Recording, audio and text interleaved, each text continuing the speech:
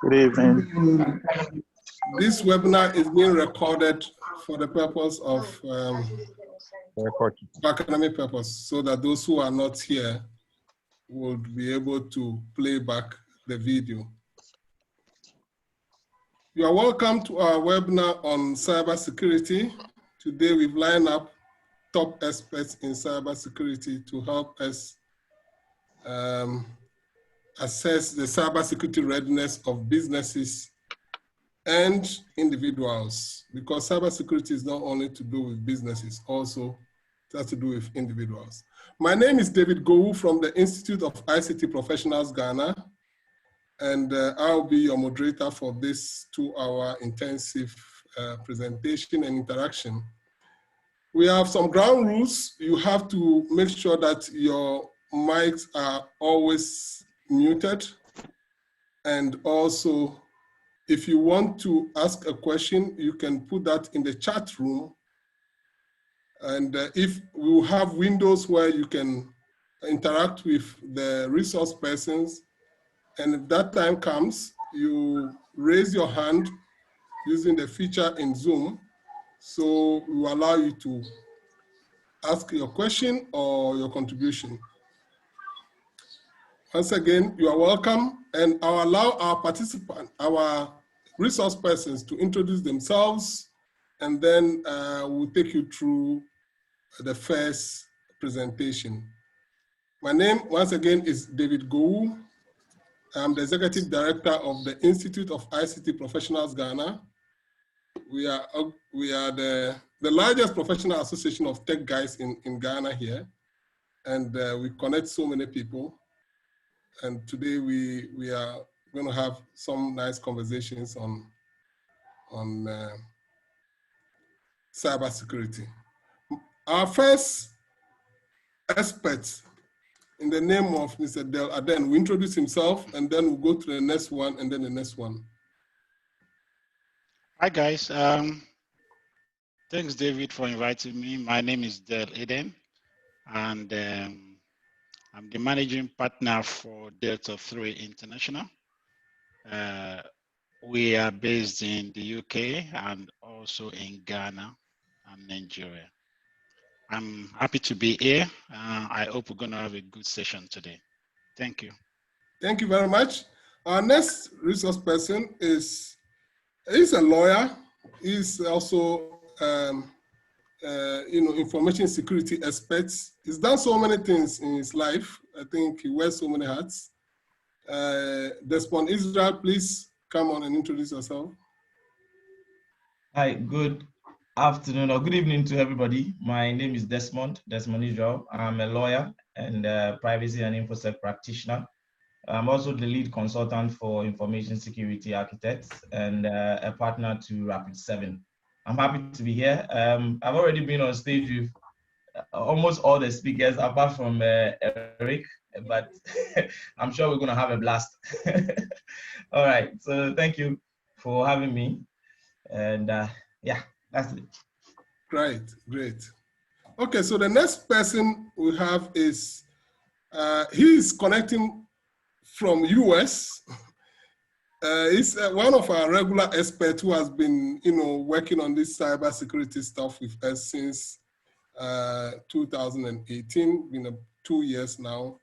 He takes vacation and comes to Ghana to take, people through ethical hacking. So he's connecting from US, Stephen Asamoah, Stephen Asamoah. So Kofi, yeah, get it. You're off. Yeah, can you believe it? I was just talking to myself. Yeah, hey, thanks David for having me. Hey, thank you guys. My name is Kofi Asamoah. If you meet me on the street and you call me Stephen, I would also respond to it, but I prefer going with Kofi or Asamoah. Either way, it works for me. I'm a cybersecurity professional here in the US. I work in what we call the offensive side of security, which means we try to simulate the bad actors or the bad guys trying to break into systems, and we help out organizations in protecting themselves and securing themselves as well. Yes, I've met Desmond, like he said, I know David for a while back, and I'm glad to be on the platform with people in the likes of Dell Adin and also Eric Badger.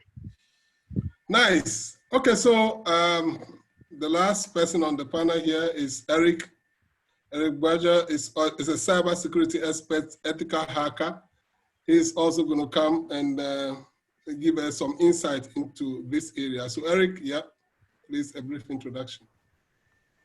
Okay. Thank you, David. I'm Eric Badger. Your volume is a bit low. Hello, can you hear me? Yeah, it's better now. Okay, so like I said earlier, I'm Eric Niso Abaja, a proud Ghana boy.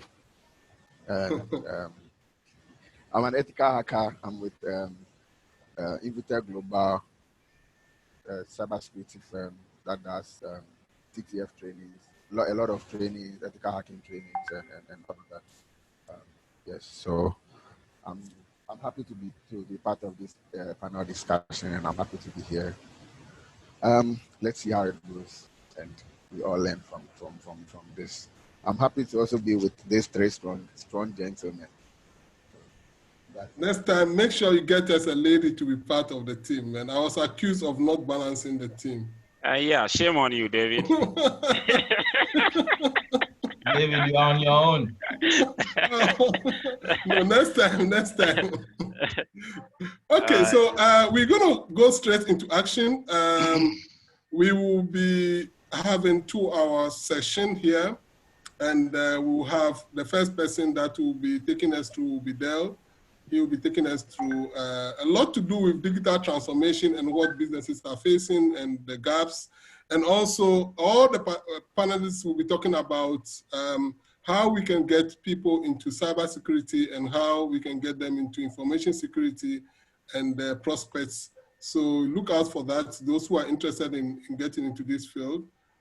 So we'll have that for 20 minutes, then we'll have a short 10 minutes for discussion and question and answers, and then we'll move to the next presentation in quick successions like that, 20 minutes, 10 minutes, 20 minutes, 10 minutes, and then we'll be done. So the first person that's coming on board is Mr. Dell. So Dell, I'm going to stop sharing my screen now, and then you can take it from there. Okay, thank you.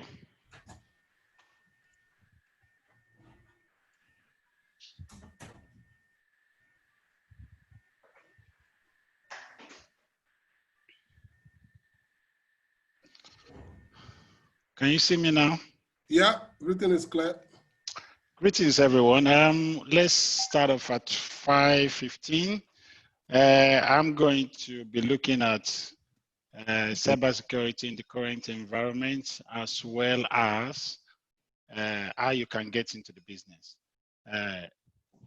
It's quite a few slides, but most of them are quite straightforward. I like to break down my presentation into smaller chunks to take people along. So this is me. As I said, I'm a managing partner at Delta 3, and I'm UK based, but I go between Ghana and UK on a monthly basis until I get trapped in Ghana. So I'm actually sitting in Ghana. Can we go on a mute, please, guys? So in terms of learning objective, we're going to talk about digital transformation and assessment of the cybersecurity vulnerabilities in the business, skills gaps, and what policies and control measures we can put in place from an individual and organization perspective.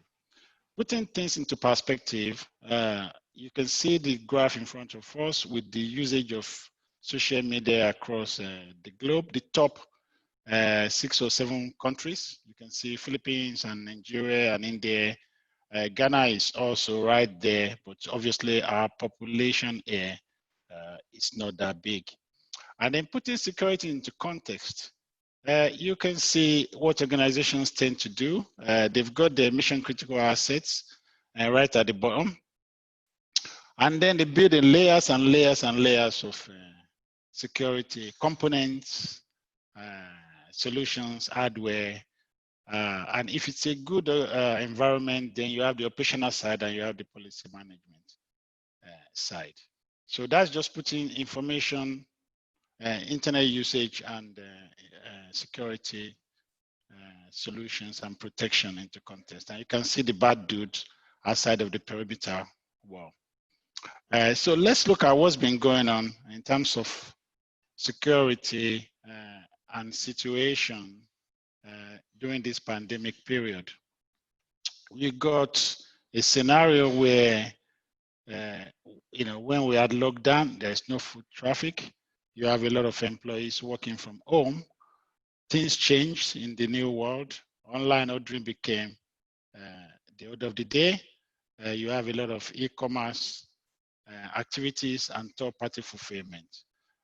It was becoming difficult for supervisors to manage their team, and overnight, IT infrastructure workload moved from office to home.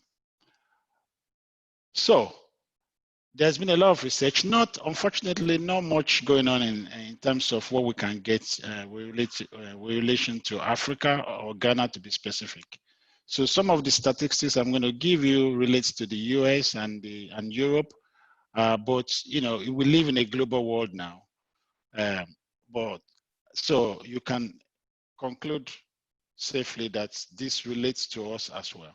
But over the last 3 to 6 months, you can see that cybercrime is gone up by almost 300%. In terms of monthly spam email detection, in January it was 4,000, February was 4,000. In March, at the peak of the pandemic, if I can use that word, peak, it's nearly 1 million. Instances the malicious COVID-19 related URL were accessed. It's gone banana, nearly 36,000 in the first 3 months of the year. Cyber criminals went underground. If you actually know where to go during that time, you can get, and anything is up for sale. Phishing, even toilet paper in the UK is up for sale in the underground world.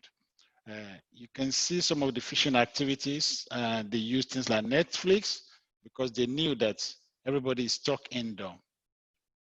Look at the situation with spam as well, 94.9%.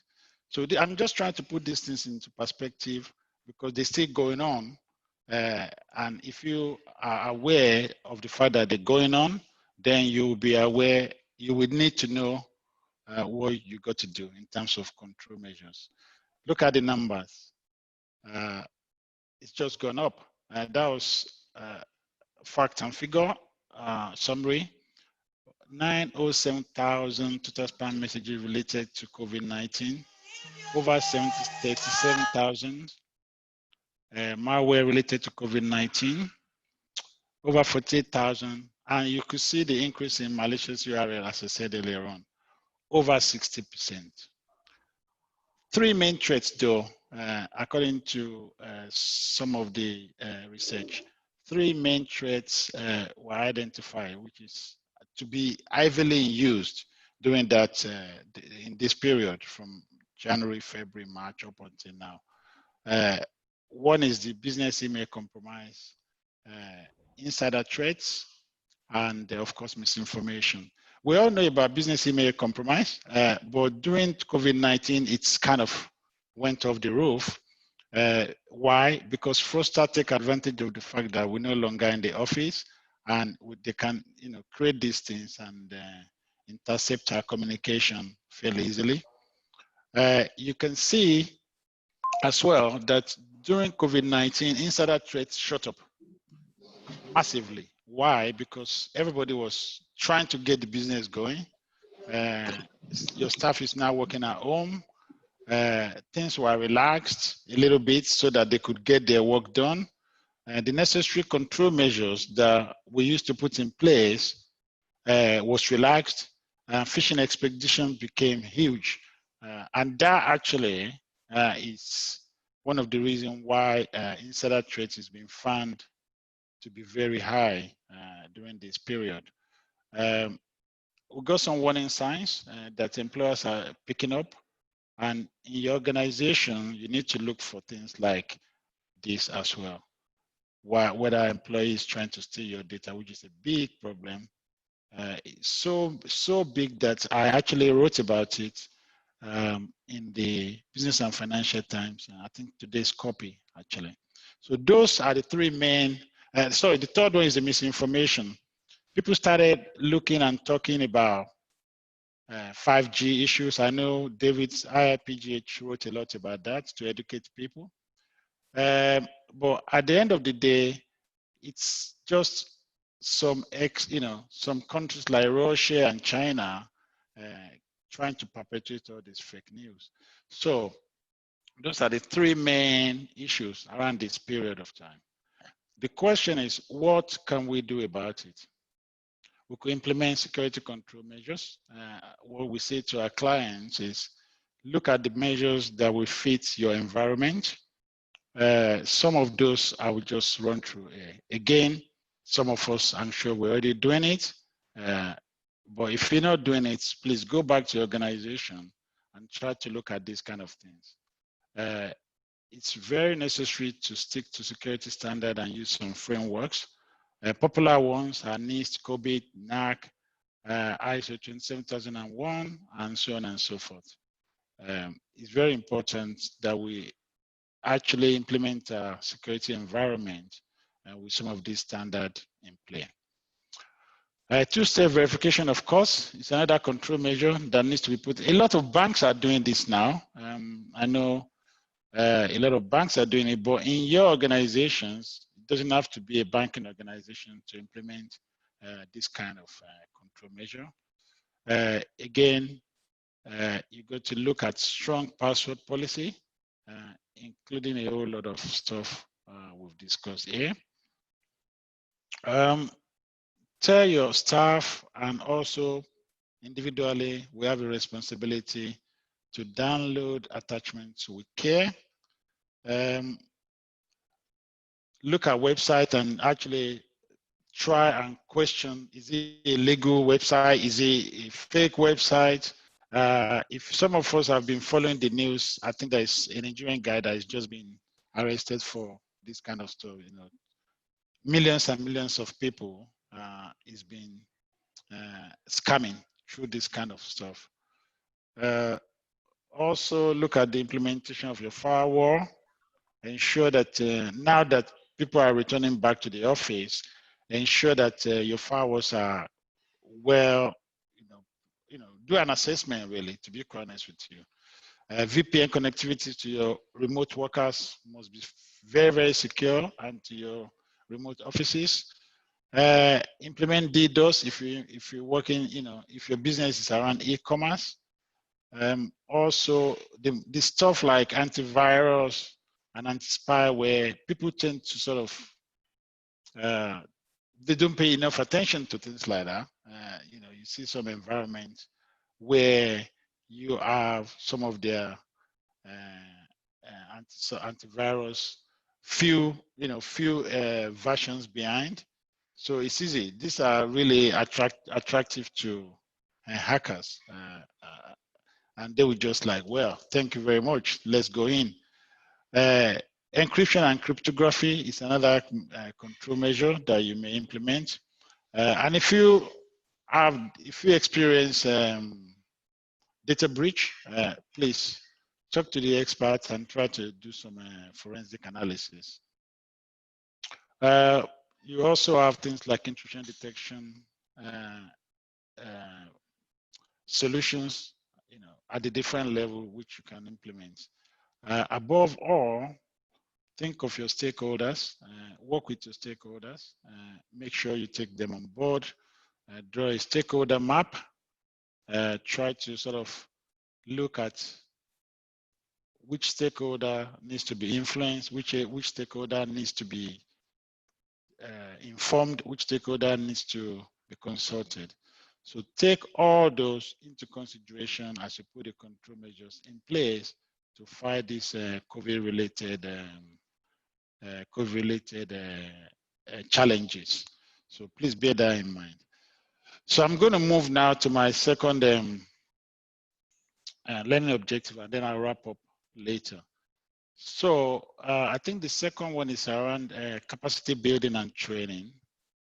which is going to cover skills gap analysis, capacity building for organizations and also for individual and professionals. Okay, am I still okay for time, I believe? Okay. So Yeah, you are skills still gap. within time. You are still within time. I'm still within time, good. So skills gap, we look at this and call it the skills gap analysis that we've done in the past. We identify the 3 C's. There's massive shortage of skills globally, and we are not immune to that in what we call the 3 C's: cloud, coding, and cybersecurity. Okay, so I can tell you this for sure. If you acquire any of the above skills, I know IIPGH are doing a great job in terms of coding classes. We do cybersecurity training with some of our partners like the EC Council. I don't know of any organization doing cloud training in Ghana, but I'm sure there will be some.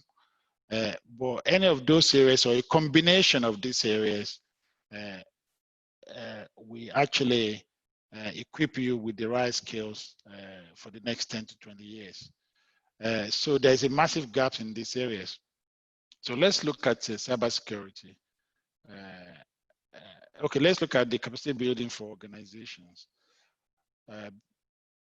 If you look at some of the courses we do, we allow and enable organizations to train their staff to be ready for some of the challenges of modern day digital environment. So I'm just going to step through them, should in case you need to be aware, should in case you're interested in them. So you have we run the training on incident response and crisis management.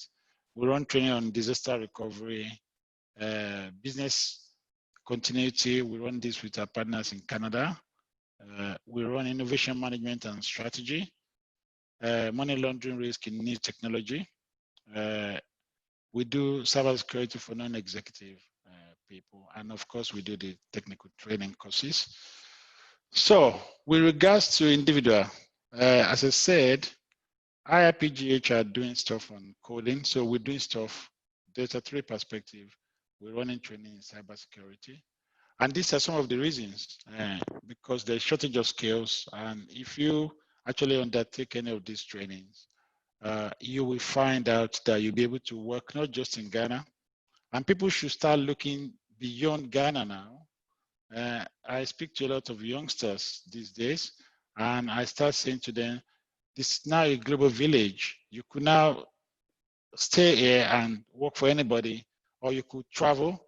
For example, one of our partners in Canada wanted us to get them somebody with some digital skills. So we'll be working on that with them. And they don't need to travel. They can start here and then go on from there and travel eventually, if necessary. But these are some of the reasons why you should train in cybersecurity. I've given some examples there, and some of the courses we offer. We're partners to the EC Council. So these are some of the EC Council training courses. And we're now running, we're going to start running the live weekend online course for CISSP. Now, CISSP is one of the most sought after certification and qualification in cybersecurity. And we're starting that on the 1st of August. Okay, so for interested people, just feel free to go onto our website and register. This is what we do.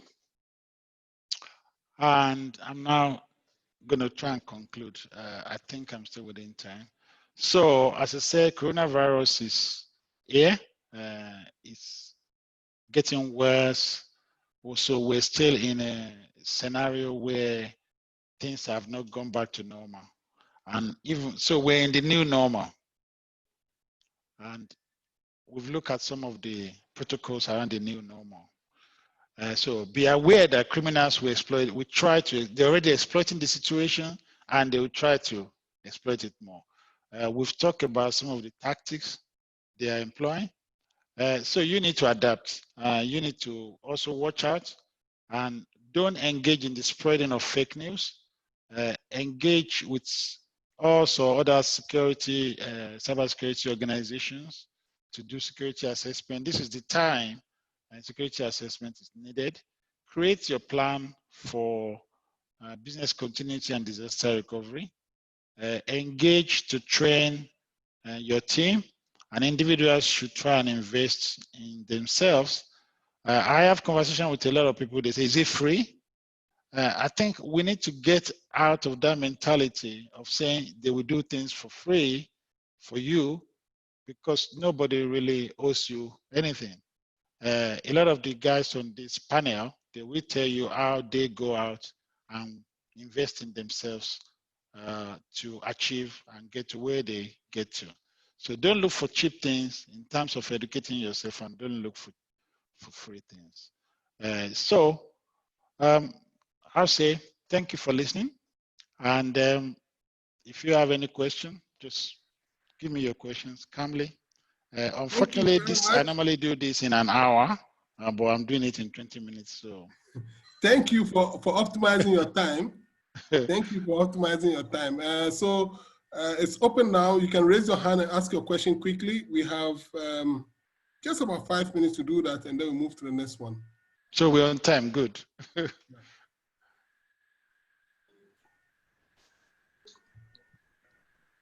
Okay. Hello? Yeah, we are here. Okay. I would like to know, how do you know information is fake, and how is the scanning going to be done for you to know it's fake so you don't spread it around? Okay, so that's a very good question. And that's why organizations like IIPGH are around, and Delta 3. And also, I think I've seen the government advertisement, National Cybersecurity Center. I think we now have a phone. If it's in the UK, it's easy. I'll just tell you the number. But if it's, I think in Ghana, we're doing good things as well. Like I said, the National Cybersecurity Secretariat, I think I've seen their advert with a number. So you can phone them, you can Google Delta 3 and phone Delta 3, and you can phone IIPGH to say, look, I'm looking at this. I'm not sure if it's fake or genuine. Could you please comment on it for me, or help me look into it? I'm sure all those three organizations would be too glad to assist. Right, David? Yes, so there's another question.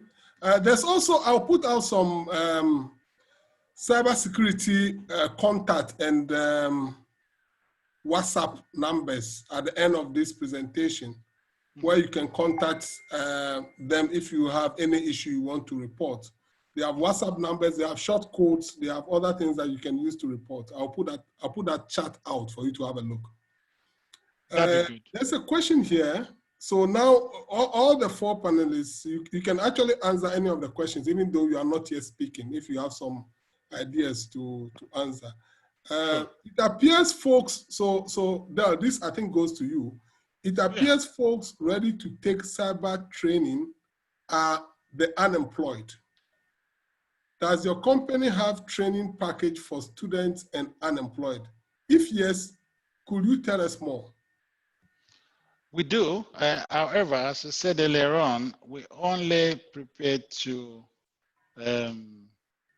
train people that are ready to invest in themselves. We are a commercial organization, so we don't get funding from anywhere. So what we do is you invest in yourself by enrolling in one of the courses with EC Council or CSSP. We then give you the work experience, and then we help you as well to write your CV and link you up with agencies in South Africa and the Middle East, Dubai to be precise. So that's a good starter package that we do for people that train and pass their exams. We've got some of the guys, I think Joseph and another guy who works in the police, they're taking their exams soon. They were prepared to take it before the lockdown, and now I think they should be able to take their exams. And then once they pass the exams, then we help them we give them the work experience. One of the guys that used to have work experience with us now works with Bank of Ghana. because obviously when they told us they needed somebody, I know the IT director and the security, information security director at Bank of Ghana, we took them to some training before. So I linked them up, and this guy now works for Bank of Ghana as an ethical hacker. So we do is the answer, but you go to even if those who help themselves is my key, is my watchword. I don't want people to say, I got nothing, I got no money, I got nothing. I'm here.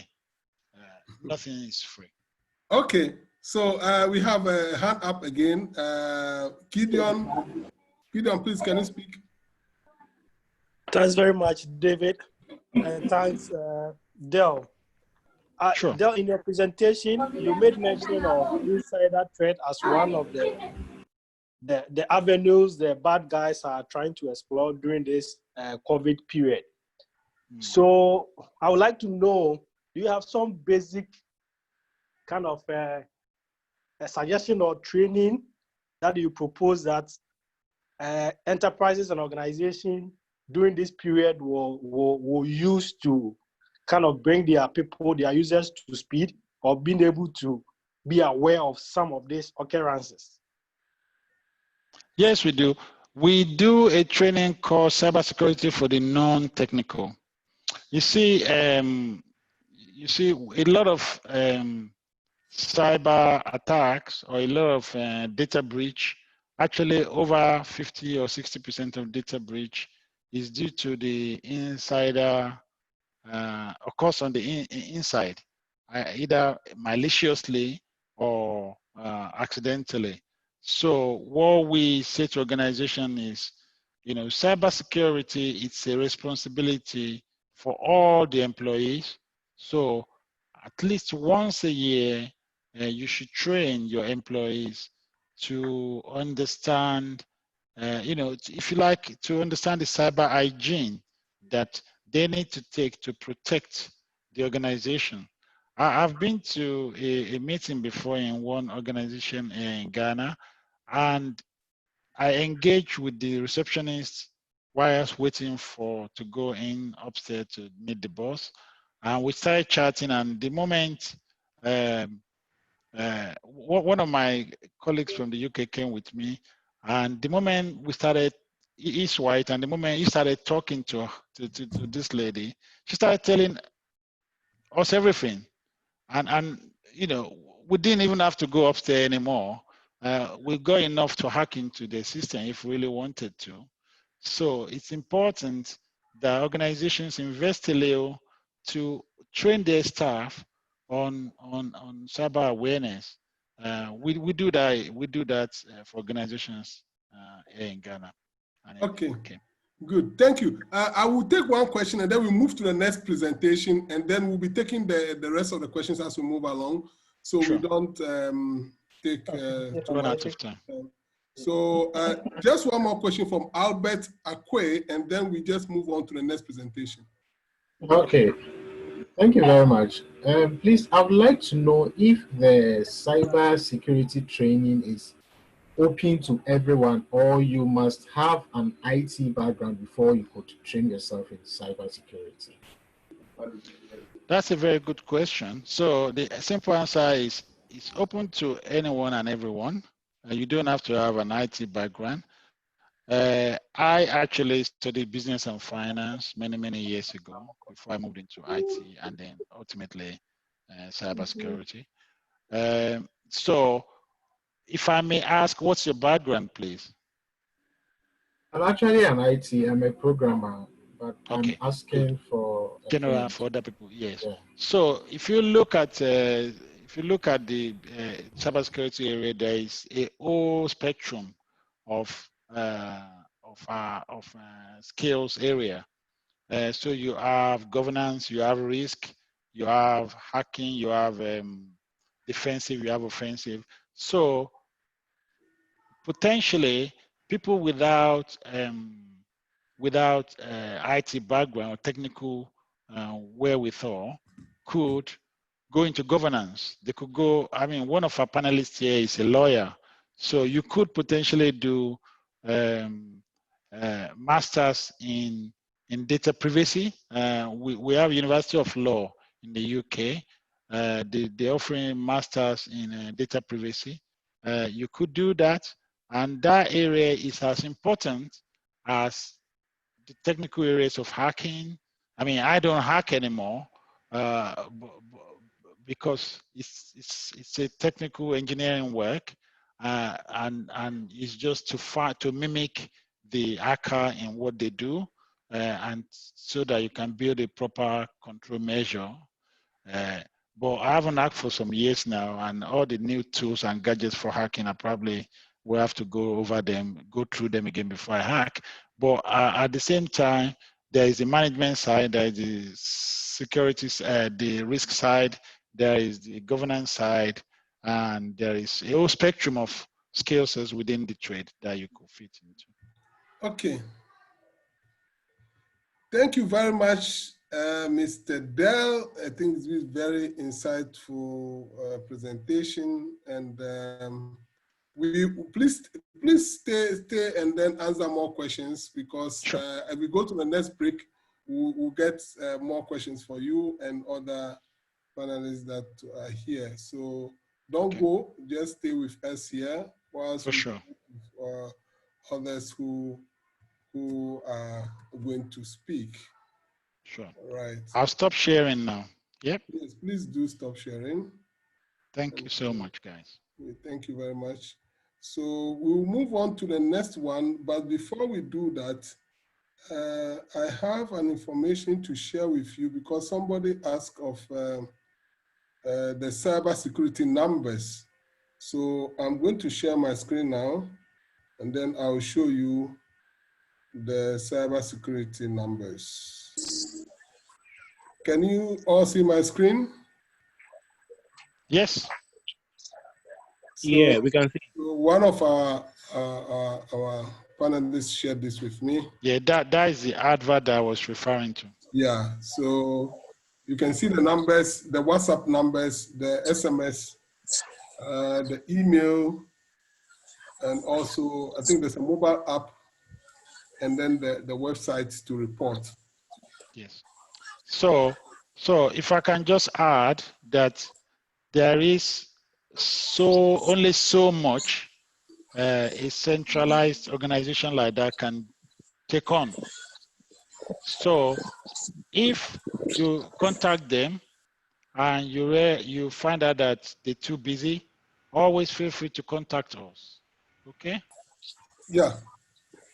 Good. Okay, thank you very much. I'll end my screen sharing, and then we now invite Mr. Oh, in fact, it's a lawyer, so we have to always remember that he's a lawyer. So Desmond Israel is coming on board now to now share with us. He's going to be talking about information security. Most people don't know about information security, but he's an expert in this. There's actually an organization for those who are practitioners in information security. He leads that organization in Ghana, and he's going to give us more information. Desmond, welcome. Thank you, David. So let me follow the drill. I'm sharing my screen now. I can minimize this.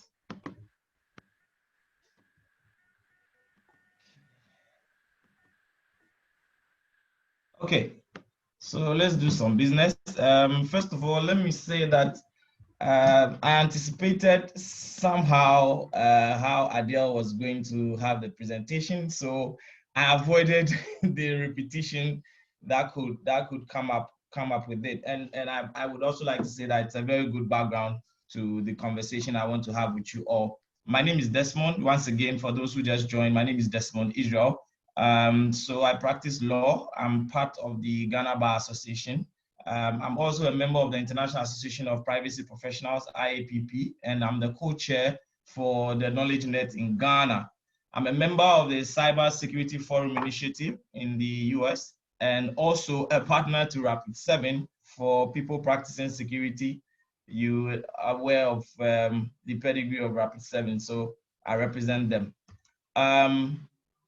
So we're going to have a conversation. For the focus, I'm looking at information security lapses and then personal data breaches. I would also take time to discuss skill set gaps just like Adele did earlier.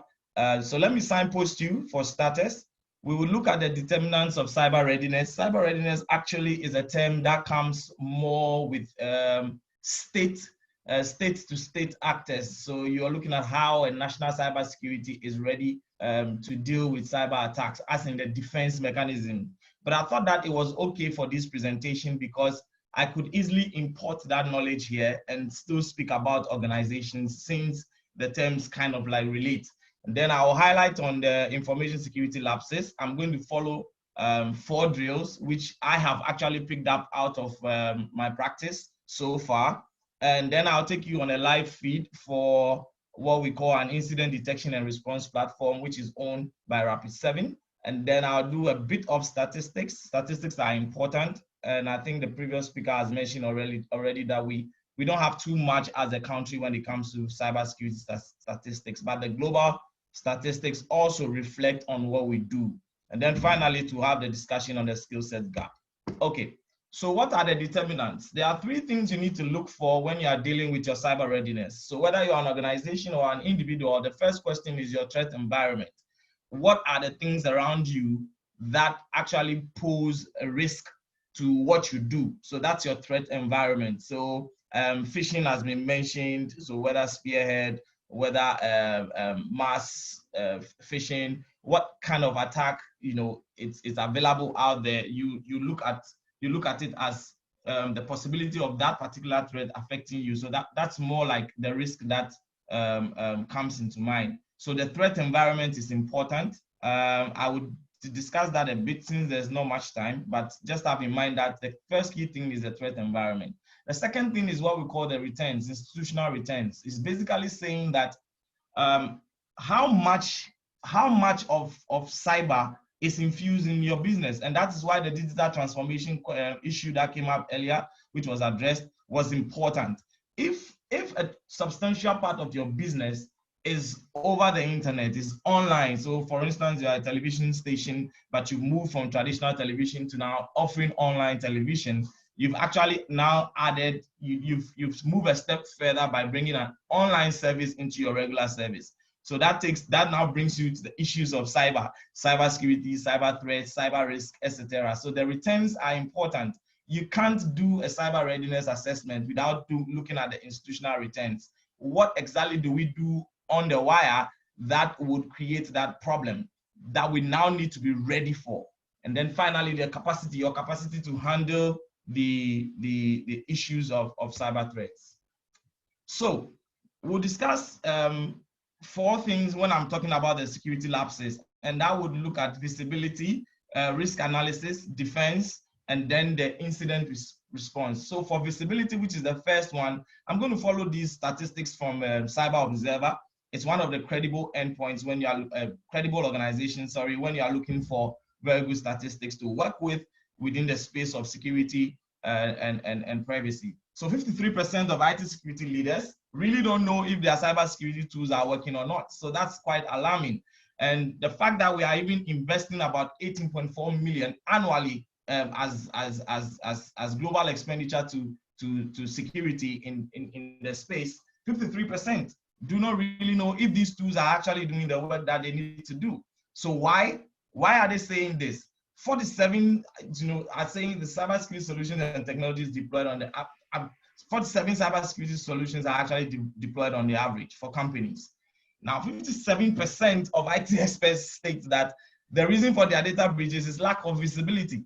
Now, the thing is, how do you protect something you don't see? And I'm sure my good friend Asamoah and Baja would even go in there further. The issues of vulnerabilities and hacking and intrusion and counter intrusion is more to do with what you have your hands on. Because when we talk about visibility, we are talking about your assets, as in the technology. We are talking about the people that are working within the space, because there are also potential access to the environment. I'm sure you've heard that the weakest link is always the employee or the person. And then you're now going to look at your processes. So your visibility also surrounds all these things. And if you don't have visibility, you really cannot offer the needed protection. Your cyber readiness would probably shoot up from, if you are about 60% in your maturity, if you lack visibility, you shoot down by almost 35% lower. So you end up about 25% maturity or 25% readiness, which would not be good. And then 53% of the same IT experts says they struggle to determine and close the gaps.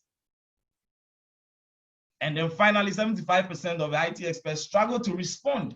So there's an issue of trying to protect us in the defense based on the offensive attacks. And then there's an issue of when the attack has happened, how do we respond? Now, see, these are the real issues when it comes to visibility. So one of your security lapses will come from visibility. Your information security lapses would come from visibility. The next one is your risk analysis. There are a few abbreviations in here, but I'll try and wrap them up. So this is actually coming from the Defense Acquisition University. They deal more into cyber readiness. And so I ported this risk analysis from them. It's quite crucial, but let's break it down into simple terms. So the first thing is we need to sort of like analyze the environment in which we are in. Now, when you see ConOps, it actually means your concept of operation is also another military terminology. But look, we borrowed a lot of military terminologies when you speak about cybersecurity. Red team, blue team, all these things are all coming from military backgrounds. So your ConOps is actually your concept of operation. So as an individual, what do you do?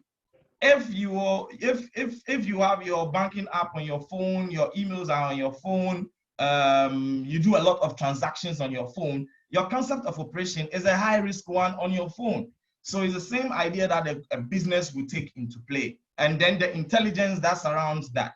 Of course, you need to look at define a mission. What do you want to protect? How do you want to do that? And then you identify which controls you are going to put in place.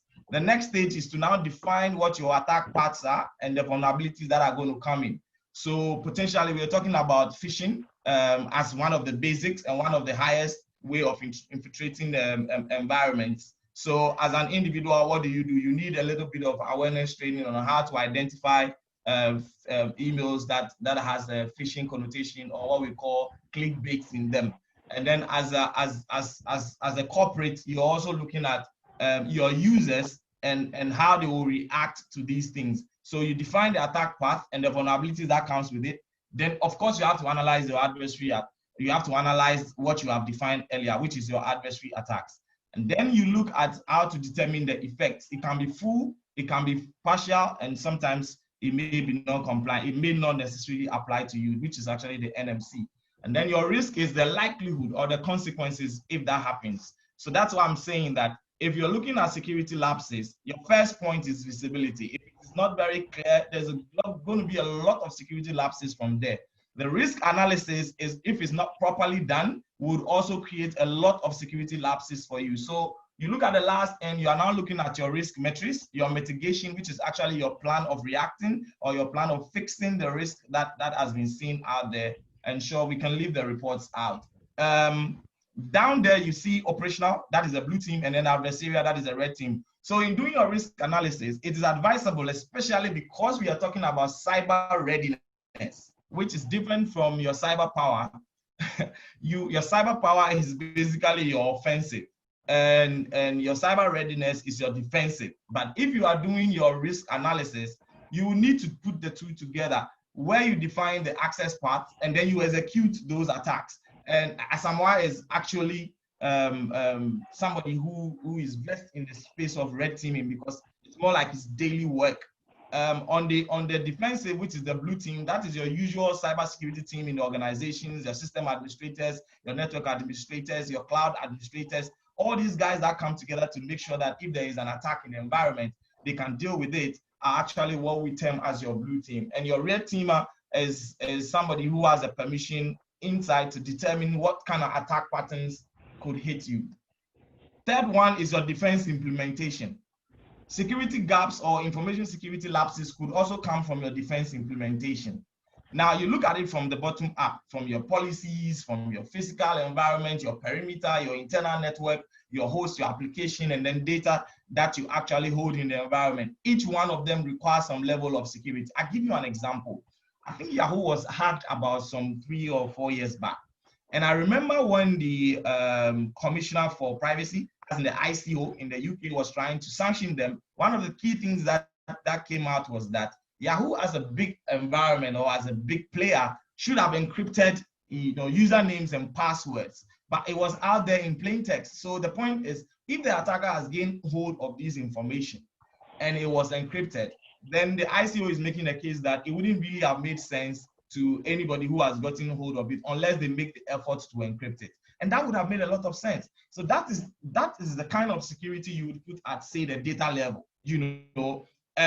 Perimeter, we already saw firewall being mentioned. A firewall would deal with the perimeter security, or what you otherwise call maybe a unified threat management appliance can also sit there. You have network access controls, which are dealing with the internal networks. You have endpoint security. You have host intrusion prevention, which are all dealing with issues on the host, which you also call systems, which you also call computers or servers or laptops or mobile devices. And then you have the application as well. Now, at the back of it is identity and access management, which is one of the crucial things happening to us now. Identity is getting stolen. People are being impersonated in the environment. So we need to be sure who is who. Then security management and monitoring. For those of you who might be doing a bit of reading or are already in the space, we're talking about security incidents and events management. And possibly we are also talking about incident detection and response, and then managed detection and response. And then you look at your security governance, the bigger picture, the risk management, and then compliance, which I spoke about earlier. So that is your third level of possible security lapses. The final one is your incident response. You get hacked, there's an incident, there's a breach. You don't have a way of responding to it. That is going to aggravate the issues. So it's another place you need to look at if you are preparing your cyber readiness. So incident response is quite crucial. And the screen you have right now is dealing with both incident response and then breach notification. So in Ghana, we don't do very well with breach notifications. And I can tell you on authority that we have laws that requires breach notifications. What we don't know is this. Breach notifications are a very good way by which you develop your cybersecurity readiness, even as an organization and as a country. Because for instance, if Bank A suffers maybe an ATM jackpotting, or suffers maybe a particular spearhead phishing attack, and they keep it to themselves, even the regulator doesn't know, how are you going to develop on that? How is the next bank going to know that we need to put this in place and that in place? So breach notifications are also a way of how you get a self-regulatory or a self-regulating system to build cybersecurity knowledge. So like where you have Bank of Ghana as a regulator, which regulates financial space, NIC as a regulator, which regulates insurance space, you can bring these people to, you can bring your players together, help them to achieve some sort of structured breach notification. And even under our Data Protection Act, where breach notification even includes personal data, the individuals whose data has been compromised must be told.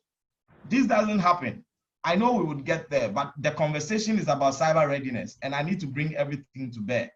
Now, on the issue of incident response, the structure in front of you is quite instructive. You implement your cyber risk controls. I've spoken enough about risk. You conduct a business impact assessment, of course, that's so that you can go through some sort of understanding what you need to put in place for incident response, like law enforcement, breaches that could bring litigation that will end you up in court. You need to have a standby team that will deal with it. You even need to have a communication team that is going to communicate and deal with the PR brand image issues.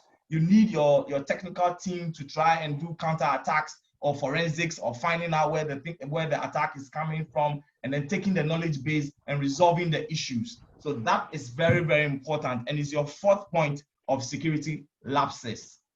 Good. Let me go quickly to Rapid 7. Just spend a minute there. I'll show you. So a few minutes to wrap up so that we can ask questions. Okay, good. All right. Then let me wrap up, and probably when the questions come up, I would rather go back to the live feed. So I'm skipping my live feed. I'm skipping my live feed so I can get, so statistics, individuals and businesses, the major things happening around passwords. We're still having issues with weak passwords or stolen passwords. Our last 2 pen testing engagements by our firm, and then even in connection with Rapid 7, we're still seeing weak passwords in corporate environments. I mean, this is as early as a month or two ago. So 63% of breaches are happening because of weak or stolen passwords, 77% because of exploited gaps in softwares, 91% because of cyber attacks with phishing email, and then 27% because of malware infection. This is your personal data breaches. Africa hasn't been doing a lot of breach notification, that, like I said, but you can see Kenya and South Africa there, which is very good, very encouraging. The breach amount is not encouraging. That's not what I mean. I mean that the fact that we are doing this sort of breach notifications will also put us on the map. It will help us gather the right tools for protection. But the numbers you see, I'm going to share my slides, so don't worry. The numbers you see are actually in the millions, and that is the number of personal data that is being breached out there. Ghana is no exception. It's just that you have not reported them. Then on the skill set gap, I decided to bring this from ISACA, which I thought was very, very important. So when I share the slides, of course, you can take a careful look at it. I know my time has run out already. But then let me just make some key points. First of all, you need to look at your early development in the skill set area. We always have the tendency of entering a space thinking that, oh, I'm looking for a junior role. Look, in security, junior roles still expect you to have some sort of knowledge, some sort of understanding of the environment, some sort of understanding of certain tools. It would be very, very difficult for you to take a security role as a junior and expect that everything is going to be taught for you from scratch. So make use of your MOOCs, make use of training platforms, make use of companies like ISA and Delta 3 and the rest. Have a focus when you pick a skill, have a focus on it. You must understand your environment. Sorry about the third line. You must understand your environment where you work in, because you can't work in seclusion. I've seen a lot of people being told that their reports do not communicate their business. And that is rightly so, because they don't understand the environment. They treat their work so technical. All they do is provide technical reports. Yes, you are in the technical department, but your work must relate to the environment in which you are. Then you have to move on and empower knowledge transfer. We are so keen on just being ourselves and we know all. No, people know. When you come to security, the 13-year-old potentially knows more than you. So you have to create an environment of empowerment where knowledge transfer can easily go. And this works for both individuals and the corporate. The last three is for you to plan a progression. I have moved from a web designer to a network administrator, network system administrator, in fact, to a trainer, to a sales security engineer. I've gone into pen testing, ethical hacking. I've gone into entrepreneurship, security solutions. I've gone into law. I've gone into privacy. Plan a progression and develop a people's culture so that you can connect. The knowledge is out there. It's not always, with all that. What you know might not be enough, and that's a statement of fact. And then finally, never stop learning. I'm glad I could do this within time. Thank you so much. Thank you very much. Thank you very much. Really, really, really enjoyed it. I have a lot of questions, but I need to allow my I need to allow my participant to ask their questions. So now the first hand is up. Kojo. Right. Okay. So my question was actually for Dale. But I think yes, both of them can answer. So really, very good presentations. I've really enjoyed them. I wanted to know if they offer security training or certifications from ISACA, and secondly, I wanted to know how they are positioning, especially Delta 3, is positioning themselves to kind of take advantage of the Bank of Ghana cyber directive. Those are the two questions I have. Yeah. Okay. Thanks a lot. The second question is a bit of a trade secret because there's a lot of marketing activities and business development activities involved, but we align very closely with the key players in BOG. As I said, we've done some training and some work with them in the past, and we're talking to them on a regular basis. So that, being that as it may, your second question is okay in the sense that you wanted to know if we offer ISACA training. And Yes. the answer is yes, we do. We actually do the foundation for. It depends on which level, but we actually do the foundation in ISACA training for people over a weekend. And that tends to whet their appetite and get them equipped and ready to find out which direction to go. Because as Desmond said, there are so many areas, and as I said earlier on, there are so many areas in cybersecurity that individual needs to understand where they want to be. And we do give that advice. We say, okay, this is it. Here's a spread. Here is a PDF file. Look at everything, all the different certification and training in cybersecurity, and look at your background. We can advise you, but we can't make up your decision for you. And look at your background, look at where you want to go, and then the training that aligns to that to that area where you want to go. We provide it. If we don't, we signpost you to the people that do.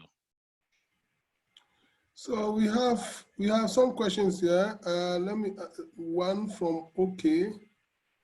Thanks so much for the presentation. I have a few questions. Cyber defense security, besides incident handling and pen testing, vulnerability analysis, what defense protection program has Ghana Cyber Center implemented? Do you know?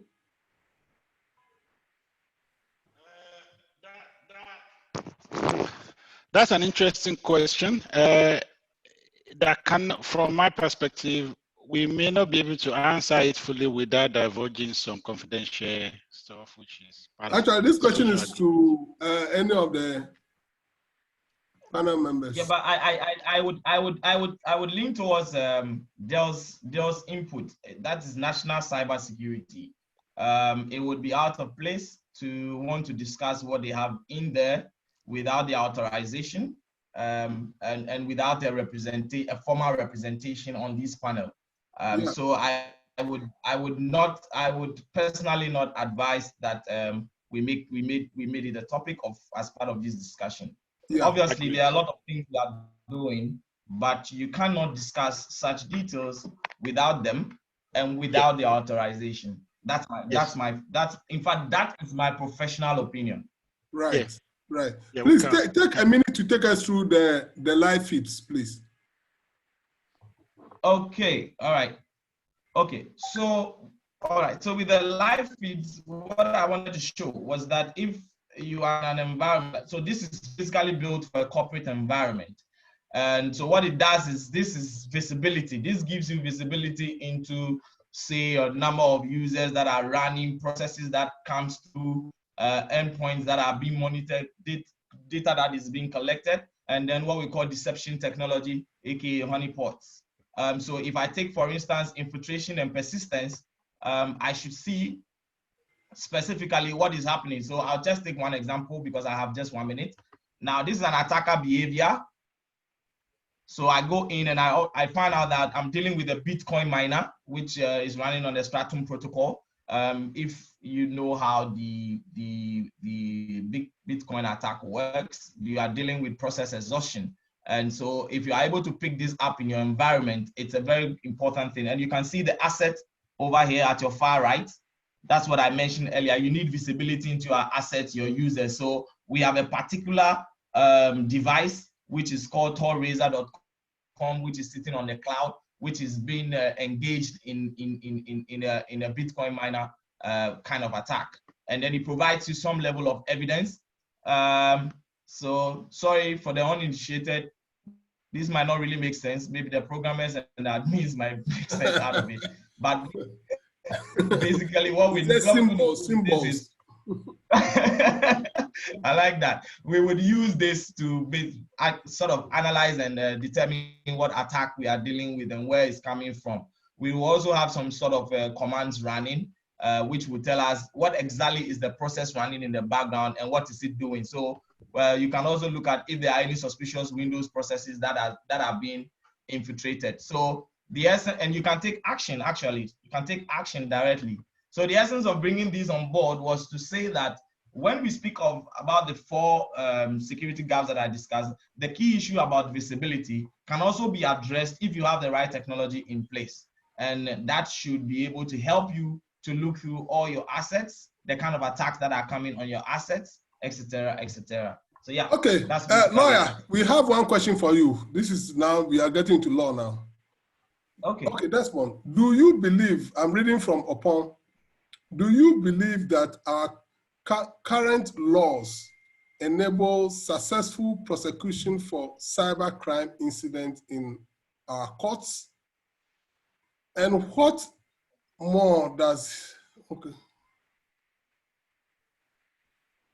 so, and what more do you believe our current laws are missing to be addressed? Okay. All right. You called me into a lecture. No, please do it in 1 minute, I beg you.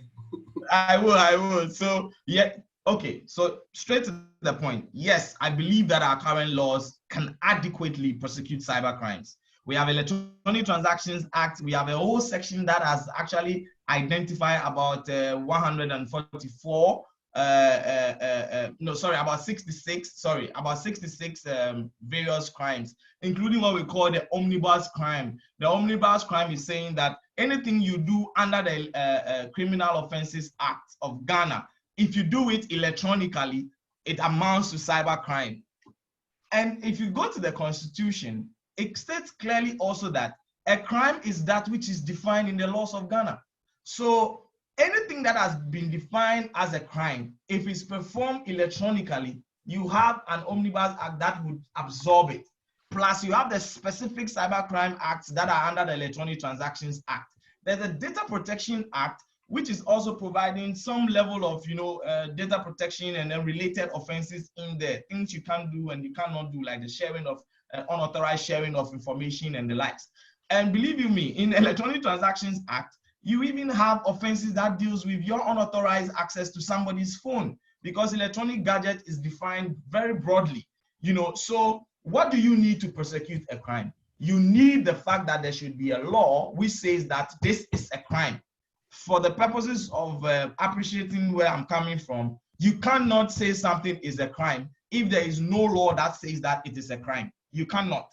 So like my friends in law school used to say, if you go and chase somebody's wife and you are caught, it's immorally wrong, but it is not a crime. It's the same principle. What has been said to be a crime in our laws is a crime. Once it is done, you now take it to the law enforcement, and the law enforcement will need expertise to be able to deal with the issue. That is where we now begin to have a little bit of gap, like evidence collection, chain of custody, forensics, investigating. I have done a number of investigations for various, like sextortion and others. I've done a lot of investigations to help for prosecution. So you need all that team up to be able to, do the proper investigation. But the fact that we have a law that makes those things a crime is a good start. And the fact that we have a cybercrime unit of the police is another good start. To answer the other part of your question, what we need to do with those agencies is to empower them, train them properly to be able to do the adequate investigation, because then again, when you are in court, it's a matter of evidence. Can I just add quickly to that one, David? Yeah. I think if people don't understand what we mean by chain of custody, it is actually the chronological documentation or a paper trail of events that happen. So if somebody asks, maybe one of the things is you take the hard disk of that computer, you document when you take it, who's handled it, and by the time it gets to court, it must be proven that it's not been tampered with. Exactly. Most forensic cases are very difficult to prove in the best of the world, in Europe and the US, because of chain of custody. A lot of cases fail in court. You see this guy this Nigerian guy that they arrested in Dubai recently, and it's all over the internet. He may get away scot-free because of chain of custody issues. Now, in Africa, in Ghana, everywhere, I think Kenya and South Africa are not doing too badly. We're too lax in the way we do things. So very difficult to get a prosecution here and to get a conviction rather. You can go to court, but unless you actually maintain a highest level of chain of custody of those evidences you collected, and unless you collected them properly, you got no chance. And then the level of sophistication of the hackers, of the bad guys is huge. In those days, when I sit in front of my computer, everything is on the hard drive. These days, everything I'm doing on my computer, it's on a little, like the USB bit that you put in the computer, not the big one, just the sticky, the one you use for your mouse. Yeah. You can literally, if somebody bangs the door now, like it's a law enforcement, you can literally take it and swallow it. And that's all the evidence gone. Without that, no case. So Right. it's difficult. Good. So there's a question here from one Dr. Nana Yao Sabre. He wants to know whether there's any difference between cybersecurity as one word and cybersecurity. Wait, cybersecurity as one word? Yes. As in one word. Sorry. Yes, and cybersecurity. It's the same. It's the same. It's the same. The same Yeah, thing. it's something that this is some of the first time I've actually heard somebody asking that question. Oh, people ask a lot. Oh yeah, they do. People tend to ask the question, the difference between information security and cybersecurity. Well, that would be a legit. That'd be different. That would be a legitimate question. Exactly. Yeah. That would come with some difference. Same thing until it becomes a password. Cybersecurity and cybersecurity. I like that. Good. So now we're going to the next presentation. We welcome Mr. Kofi Asamoah. He's connecting from US. Kofi, which state are you now? I'm in Georgia. Okay. I just moved from Chicago last year. I hope you are avoiding the bad cops there. That thing is just it's nationwide. You know, actually in Chicago, it's just typical. I had my uncle calling me last week asking about Atlanta because somebody had been shot, and I was telling him for us it's just normal because in Chicago, if at least by the end of every weekend they give a report on how many shots we've had over the weekend, and usually if we hear anything less than 10, it's a disappointment for us. So anyway, we'll be here in Ghana, man. All right, so let me share my screen and let me do this so I could see my timer. Yeah. All right. Okay. Can you guys see my screen? Yes. Do you want me to maximize it? Yeah, I think it's okay. Okay. All right. So my talk is going to be on global cybersecurity threats, and we'll look into an assessment of, I would say, the challenges that face organizations and or maybe some of the attack vectors or the threat environment, as some of my colleagues have pointed out, and also some of the controls or mitigations that they can put in place or they have put in place to remediate, not necessarily prevent, because you can provide 100% prevention, but you can provide mitigation to make it difficult for attacker to break in. All right. So a little bit about myself. I'm here in the US, as most of you know. I had both my undergrad and my master's in the US. I operate within the offensive side of cybersecurity. For those who don't know, yes, we do have the offensive guys and the defensive guys. And I think Desmond did a very good job on trying to explain between, or giving the explanation between the two. My thing is, I'm the guy that companies hire to try to break in. So we do what we call the offensive side of operation, red teaming, where we try to simulate the tactics, techniques, and procedures of the bad actors. Purple teaming is when we work in collaboration with the defense team, the blue teamers, and then we try to have a timeline of our activities, which were caught and which were not caught, and then we compare notes, and then we provide inputs for them to, put in more defensive or detection mechanism. And we also have the penetration test that I also, do, either do or, lead. And that involves, network penetration tests, external, internal, wireless, physical, social engineering, ATM pen test, point of sale, even machine learning. I actually did a machine learning pen test once when I was at IBM.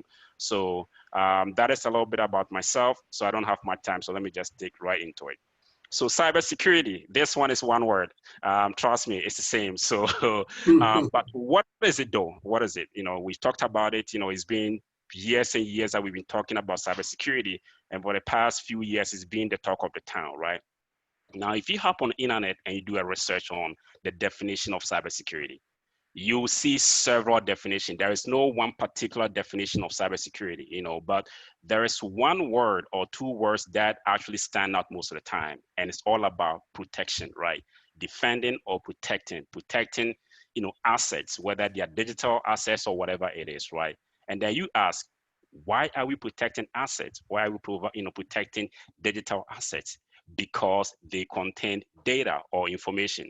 And you ask yourself, so why should I care? Well, data and information are the most expensive commodity and the most sought after commodity in the world right now. Whether it's a financial data, it's a political data, it's even your WhatsApp data, your personal data is one of the most expensive stuff, we have here right now, right? So cybersecurity is how the controls and everything around it that provides that control mechanisms to secure this data from the bad actors.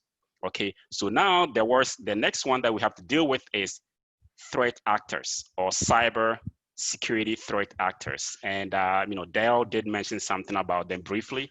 Well, when we talk about threat actors, we normally think about these guys. And for those of you who haven't been following this and don't know this picture, you are watching the wrong news, my friend. I'm just joking. But this is Hush Puppy. The cyber, I will say the scammers, the Nigerian scammer syndicate who got busted like a few days ago, and they've made a huge news on the media. And when we talk about cyber threat actors, we're thinking about these guys. We're thinking about the Iranian APTs, and by the way, APT is Advanced Persistent Threat Actors. We're thinking about the Russians. We're thinking about the US, the Japanese, the Mossad from Israel, UK, and all those. But is that all? Like, are these the guys that we think they are the cyber threat actors? I don't think so. Every single one of us on this call is part of the ecosystem of cyber threat. It's either an individual or a group that contributes to having something done to the organization of various types and sizes. And Dell did mention something about insider actor. All of us here are part of the ecosystem of insider threat actors, whether we do it intentionally or unintentionally. This lady at the front desk that they spoke with, she was just contributing to the threat of this organization unintentionally. Well, in the case of COVID, where we're having a lot of companies, employees doing remote work, and you decided to choose your dog's name for your password for your Wi-Fi, guess what? You are contributing to all these cyber threat actors, right? So all of us here, whether you do it intentionally or unintentionally, you are part of the ecosystem or the environment of threat actors. You could be external, who could be somebody who is outside the organization, or internal as an employee, all right? You could be disgruntled employee who would intentionally do something against the organization. There's an example here in the US where this guy used to work for a university in Indiana, and he got fired. The guy got pissed off, and this guy is the only guy who had a password for the school's entire database.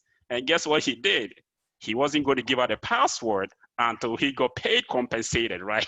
So this guy, if any one of you knows about cybersecurity or anything about info security, we have the triage of info security. We have the confidentiality, the integrity, and availability. Each time that something affects either one of these three, is part of the ecosystem of cybersecurity. Now, availability or unavailability of data is part of you being a threat. So this guy keeping the password and not making data available to his employer It's not part of this ecosystem of threat actors, right? Okay, so then we know about threat actors. You know, what do? They pose threats to organizations. Okay, how do they do it? Well, it's been okay. I mean, we've heard about phishing, we've heard about vulnerabilities and all those things up until this guy showed up called Corona. All right, so now we are all like, you know, going crazy, people working remotely, whether you like it or not. You need to readjust as an organization to provide remote work to employees. And that was when the bad guys, you know, went back to work and decided to take advantage. And this is another statistics that, you know, I'll add to Dell's, you know, statistics. This one you see on the right is actually from Checkpoint, and it's giving you a statistics of how domain names were registered. I think from the end of February all the way through March is when we saw a peak. And these are domain names which were registered for, let's say, Corona themed, you know, phishing attacks. On the left side, you see an example of how a real typical, you know, attack will look like, which is like, you know, using the WHO as, you know, an organization to actually lure somebody to click on a link. Right? Go ahead. Did somebody say something? No, please proceed. Proceed. Okay, yeah. So right. So in 2020, what are some of the things that most organizations are seeing going on right now? Now, we're not talking about, some of these terms might be over your head. Well, we're not talking about just Ghana or Africa. We're talking about global, right? So some of these terms may not hit home yet, but now we heard about deep fakes. You know, deepfakes is basically when attackers or somebody uses artificial intelligence to actually create a fake image or a voice or sound that appears to be real. I'll give an example. So let's say you're an organization and the CEO, you know, just made a huge announcement on a break that you have invented something crazy, which is going to earn you like, you know, the biggest buck in the industry, put you like at the top of the edge in the industry. And a threat actor, or let's say a competitor, can have somebody and then do something, record a voice, and then give an opposite of that, you know, speech. Maybe say, hey, you know what, from today going, I quit. I'm selling all my stocks and I'm leaving this company. Imagine, and then this person can make the voice sound exactly like your, you know, your CEO. The picture or the face is going to look at your CEO, and it's going to be the same place that the CEO was standing and making that speech.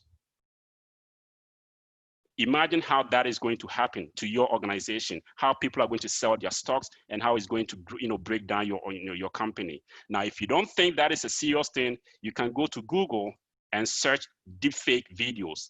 And trust me, you even see Obama speaking, and it's not Obama speaking. So that is the next level, you know, thing that we're seeing right now that organizations are now like, you know, having to fight for. The next one is disinformation in social media, AKA fake news. Now, we all heard about fake news, you know, back in 2016. That is true. I once watched a documentary, and that was how I saw the reality of fake news and the damage it does to either political people and even companies and businesses.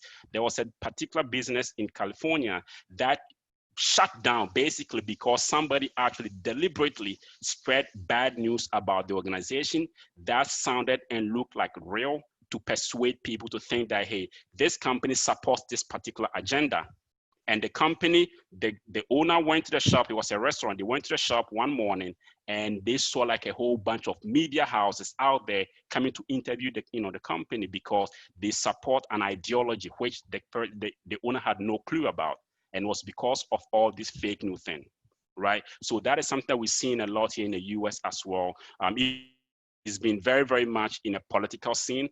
Companies are also getting their share of this fake news, dilemma, right? The next is vehicle attacks. Now that, you know, we've seen IoTs, a lot of things are being connected to the internet. We have a whole bunch of cars being connected to the internet to make productivity higher for organizations. So let's say you're a supply chain management company. Of course, you want to have your company's car like, you know, connected to internet, you know, be able to make things like, you know, speed up your supply chain activity. What if a threat actor or your competitor can actually hack, let's say your company is on the way, a truck is on the way going to deliver some essential goods which need to be on point, and it gets redirected to somewhere else. Imagine how much it's going to impact your company's productivity, your image, and even you might even lose your company. right?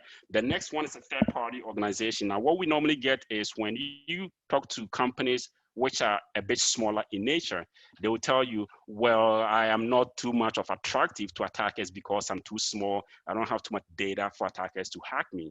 Well, guess what? You end up being a partner with another bigger organization who is the actual focus of attack. But because we cannot attack it, we are going to attack you first and then use it to jump into their network. I had an example with one of my previous one of my locations that I was working at, and I was talking to one of my directors one day, and we had a call from one of our clients' CEO, and the client was like, "FBI is in my office. FBI just walked into my office, and what's the problem? Well, apparently my systems are attacking my other providers. Apparently he has been hacked, or their system has been hacked, and is being used to attack the actual victims." All right. So that is another thing that we've seen in the industry. Cloud jacking. I think Desmond did mention a few about cloud jacking based on actually from the demo that he showed us, where companies are now moving their stuff into the cloud, trying to save on money or for some other reasons. And now attackers are using that for Bitcoin mining. Right. And we've all seen about, we've heard about ransomware. I wouldn't touch too much on it. But the most interesting thing that you guys can take from here is the phishing. Phishing is nothing new, right? But we have seen a surge we have seen like a spike in phishing attacks over the, this Corona, time period. And a study from Barracuda shows how much percentage of a spike we've seen, 667%. That is a huge spike in phishing attack. And this is just spear phishing. Spear phishing, for some of you may not understand what the differences are. Spear phishing is when you actually target small number of people. Okay, so that one happens to be like very, very devastating because you only choose small number of people. And then we have a mass one where it's just blasted, the ones that you hear about, the Nigerian prince and all those kind of things. But the spear one, if that has this higher percentage, imagine the mass spear, the mass, phishing attacks, right? All right. So then, should we run and just hide somewhere? No. We need to provide some mitigation controls around. Now, what I normally do is when we do, let's say, red teaming, for instance, it's a difference between red teaming and penetration test. Red teaming, when we do is we test the entire nature of organization's operation, which normally we summarize them between among people's processes and technologies, right? When it comes to pen tests, we normally focus on technology and sometimes processes part of it, but we don't focus we don't focus more on people. But that is where nowadays most organizations are being attacked, is a people side. So as an organization, if you want to provide mitigation controls, you would want to look at it from a holistic standpoint.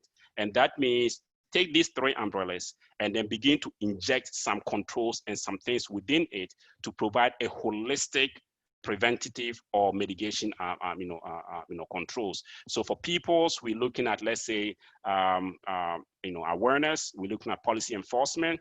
For processes, vendor risk assessment, multi-factor authentication implementation. We've seen that a lot lately because of COVID-19, and most companies now using virtual and VPN connection. They are also implementing MFA to make it more, to provide layer of security. And what it means is let me break down a little bit because Dell did mention about that, but for those who may not understand how authentication process works. When we say authentication, we have three pieces of information. We have what you know, what you have, and who you are. Okay, what you know is, let's say, your username and password. What you have can be something physical, let's say RSA token device. For most of you who work in some of the companies, you may have had like an RSA token device, or we can have a soft copy of that on your phone. An example is, let's say, Google Authenticator is part of what you have, right? And then who you are is something biometric. It can be your fingerprint, your eye thing, and whatever it is, right? Now, the moment you combine two of these, that is where you provide or implement multi-factor authentication. So for instance, you can have your username. Let's say you are logging into your company's website, or let's take Zoom, for instance. let's say you own Zoom, right? And you want to have your employees use it as a means to remote work.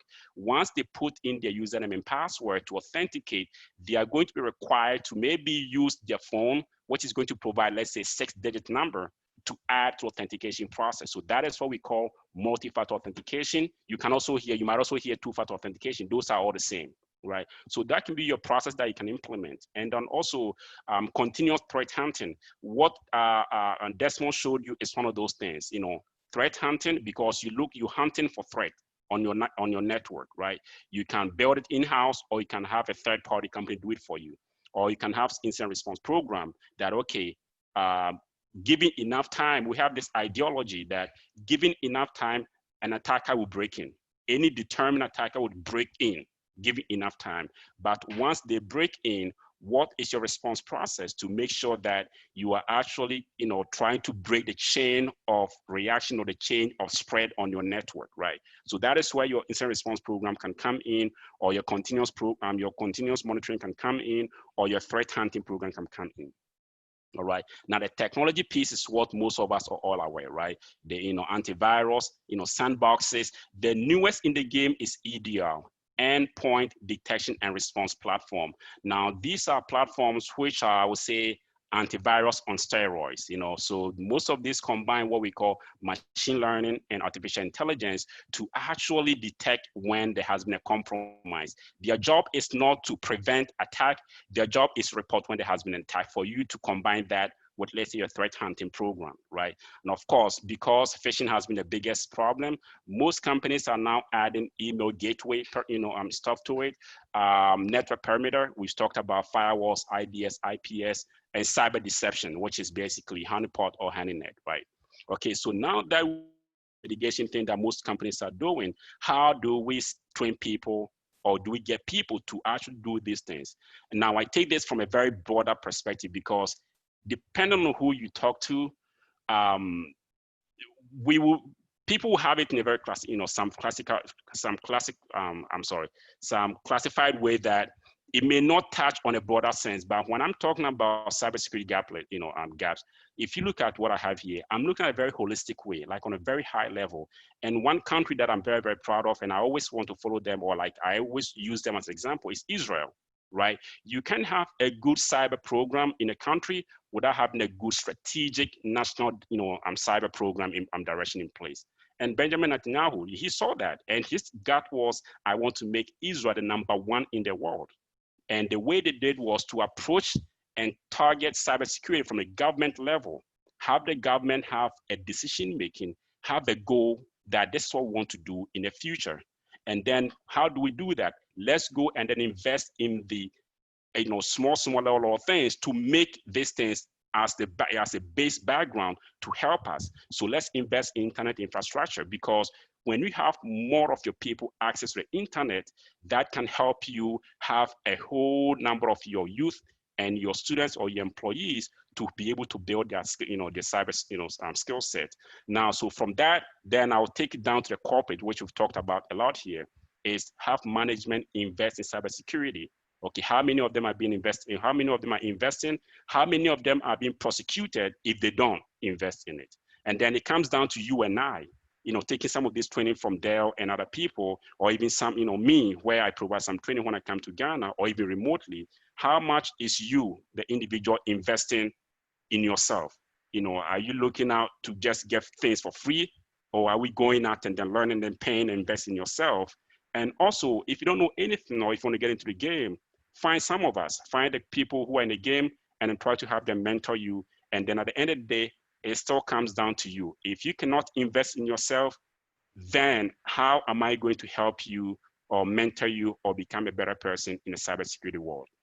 Right. So I think I made it to 20 minutes and 52 seconds. So thank you, guys. Thank you very, very much. I think, again, I don't know whether I have to keep my questions as private questions or we have some hands up. So we have Domfe. Please ask your question whilst we look into the chat room and see whether we have some other people asking questions. Yeah, my name is Domfe. I'm actually also I'm talking from where Mr. Kofi Asamoah is talking from. So you are not alone, Kofi. Oh yeah, hey, don't forget. Yeah, we did chat on LinkedIn. On right? LinkedIn, yeah. Oh, fantastic. Yeah. I just want to pose this question to all, especially Kofi. I believe social engineering is one of the main things that most of the times we overlook. But looking at where, we are coming from, where attackers kind of embed malicious software in things like cracked version of software. When you visit P2P pages like you go to Pirate Bay, you download stream torrents and all that. What advice are you giving to us concerning these so-called free stuff? Because I know that is one of the main ways that attackers kind of, wittingly get into our systems. And later on, before you realize your computer is part of a botnet or something, and you don't even realize how you got infected or something. What's your advice for us in terms of free stuff? I think you may know the answer to that already. But maybe for the rest of us, maybe. I would say there is no free lunch. That would be very simple. So not even in Freetown. No, there is not. Because the town runs on electricity, so they have to pay for electric bill. But anyway, so but yeah, you're right. These are things which are cracked, right? So that means it could be legitimate. Sometimes it's not like all of them having a backdoor in. Sometimes people like those who advocate for open source and they have a skill set and they are just pissed off at the dominance by certain products, and they will just crack it and then make it freely available. I'll give an example. For instance, iPhone. We jailbreak iPhone just because we feel like, iPhone has much more to do, but they have so much restrictions on it. So somebody can just sit down and say, listen, I don't want to have all these restrictions. I want to jailbreak it and then make it free for other people to enjoy the benefits of iPhone, right? So yeah, so it depends on where you go. I'm not advocating for crack, stuff, but I'm just giving you the reality is, and the reasoning behind some of these cracked, thing is somebody just want to crack it because they believe in open source stuff and they want to just make something available to the public. Now, whether the legal things about that, I wouldn't be a lawyer to tell you whether they are supposed to or they are not supposed to do that, right? Other people too want to have a backdoor into it, and then say, yeah, you want something free? Well, there you go. I'm just going to dip my hand, there you go. I'll be coming to visit you later. And I'll give an example. We are people, we love free stuff. Like, I'm talking about we Africans. And David, when I gave a talk at UPSA last time, that's right. Yeah, I gave an example about how Shanghai, Chinese built our AU building for us in Ethiopia. Yeah, I think it was Ethiopia, and they bugged the building. So every night, our data was being transferred from the AU building to Shanghai every night, right? So if you want something free, be ready to pay the consequences if it wasn't given to you for free. So that would be my advice. If I can just add to that quickly, most state actors actually use that techniques. China, you've already mentioned China, and we know as well that one of the West African presidents visited India and they were given free accommodation, and it's the top guys that told us that the Indians bugged the accommodation. Instead of them to stay in their country's mission, they went to this 5-star, 7-star hotel presented to them by their host. Well, the guy that told us this were in his office, he was the chief of Navy staff, said they were bugged. The president's accommodation was bugged. As I said, I'm not mentioning which country, but they used, but they used the state, the state actors use this free stuff. A lot of free stuffs that we download are produced by China. Even the touch lights in our iPhone is produced in China, and they use it to gather stuff about us. And we just need to be very careful about grabbing everything free. Otherwise, we're selling out big time. So be careful, guys. Thanks. Mm-hmm. David, over to you. Have we lost David? Hey, David. All right, well, if anyone wants to have a question, you can ask. Any more you questions from anybody? Yeah. Yes, please, I have a question. My name is Audrey. Hello? Audrey, please go ahead. Audrey, go ahead. Yes, my name is Audrey. I'm a cybersecurity practitioner. We saw an increase on fake news or during the COVID, early months of COVID. Yeah. What solution is out there? And what are these other first world organizations using to verify fake news? Do you want to take that?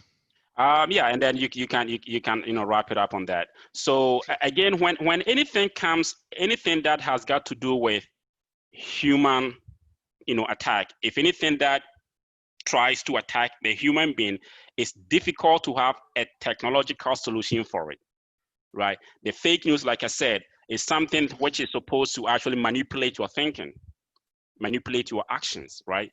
And it's using what we call the AI to do that. So from the human side, I don't think in my proposition, and my panel can add into it, is education, education, education. Even if we implement the most sophisticated software and the human side is not well educated, they will still fall for that. I'll give you an example. I did one red teaming engagement, and one of my job was to send out a phishing attack to some specific employees. Now, when I sent out attacks to those employees, of course I got their credentials back. I was able to log into their to their email and then went ahead with my attacks. But I found out that actually the company has implemented email notification that when you receive an email from an external email, it will have like a red bold notification within the email headings telling you this is an external email address. Think wisely. And guess what? They were still clicking and giving me their passwords, right? So when something has got to do with the human intelligence or trying to attack the human thinking, it's difficult. It is, as much as I can, I wouldn't be able to give you the right answer or the magic solution. Education, education, education. And here in the US, and if you're talking about the first world countries, US, for instance, I can't think of any company that doesn't do user awareness training. The first time you join a company, you go through those training. They may be the most boring things, but you have to go through them and then certify that you have actually attended these things, right? And then you do it every year.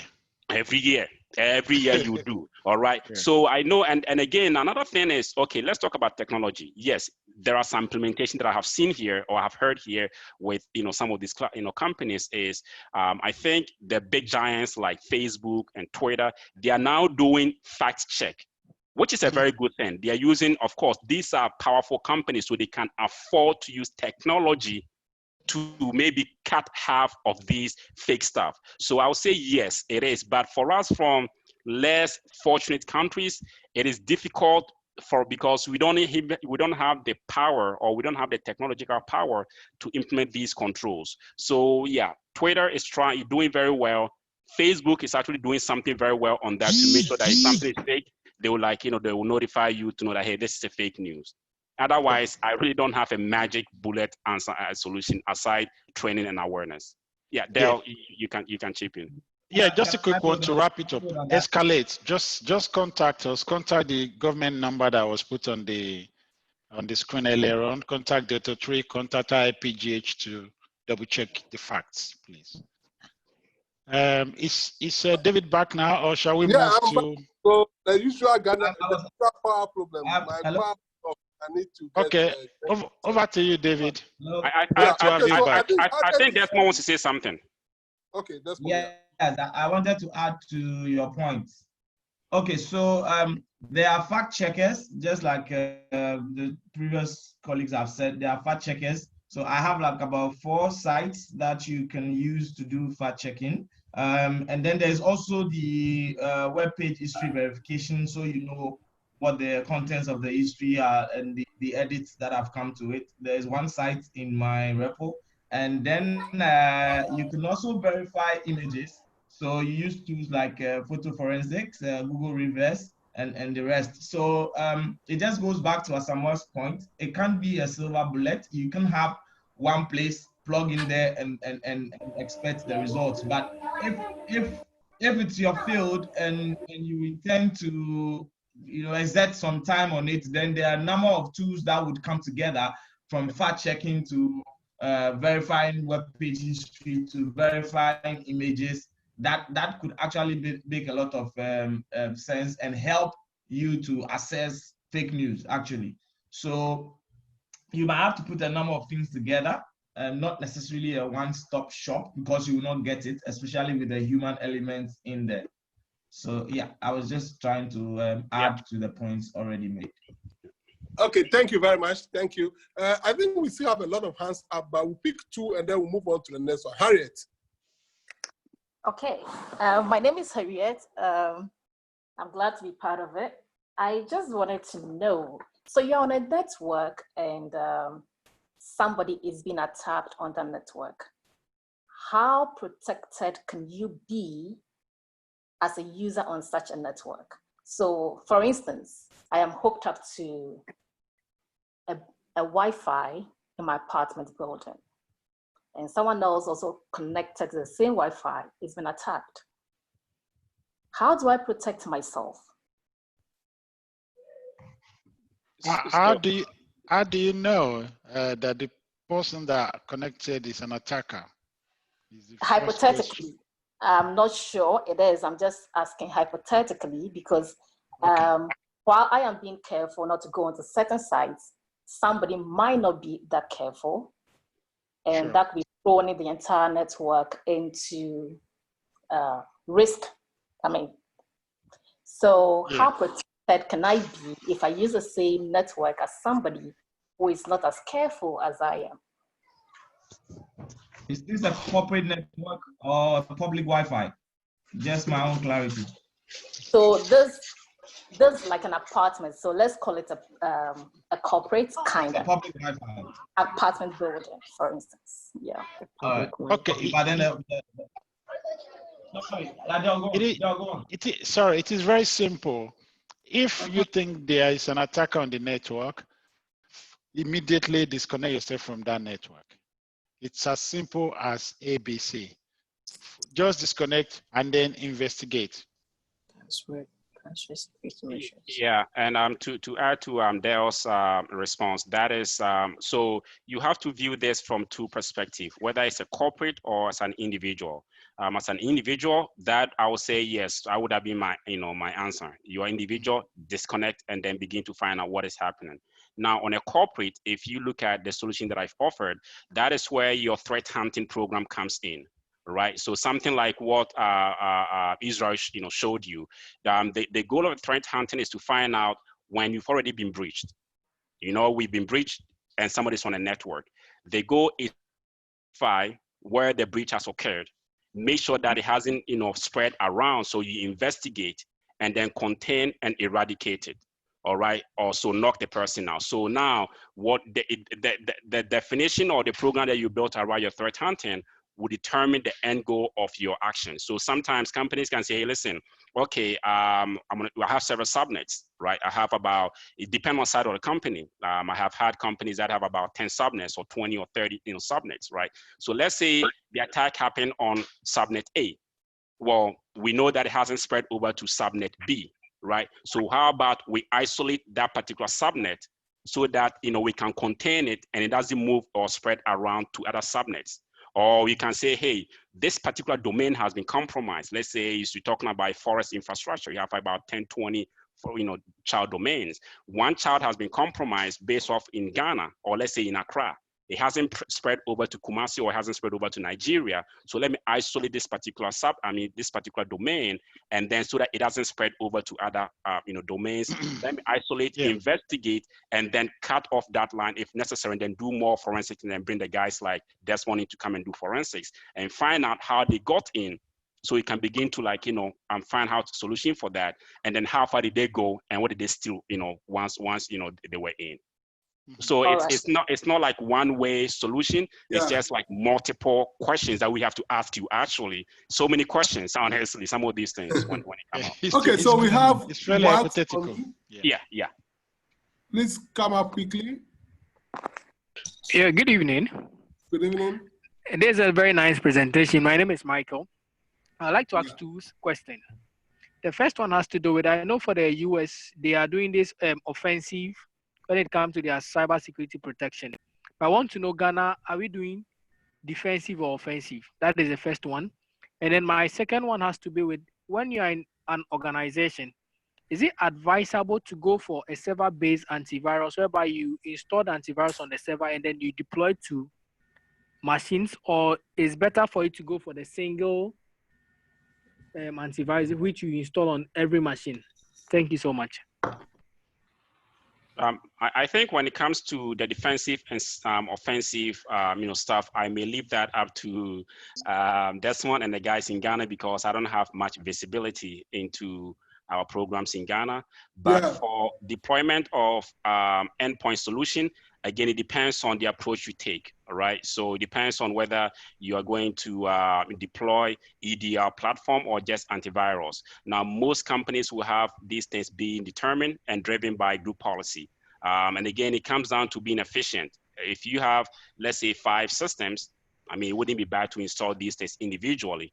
But think about having about 5,000 systems, right? 10,000 systems, right? Where you're going to deploy these things like, individually. So normally what I've seen is most organizations, they have what we call agents. You have like a server, which runs the main engine, okay? Let's say you have, let's say CrowdStrike, for instance, you have like a main server, which runs the main engine, and then you have the endpoint solution, the endpoint devices running the agents. So you will push out the agents into each system and they report to the server.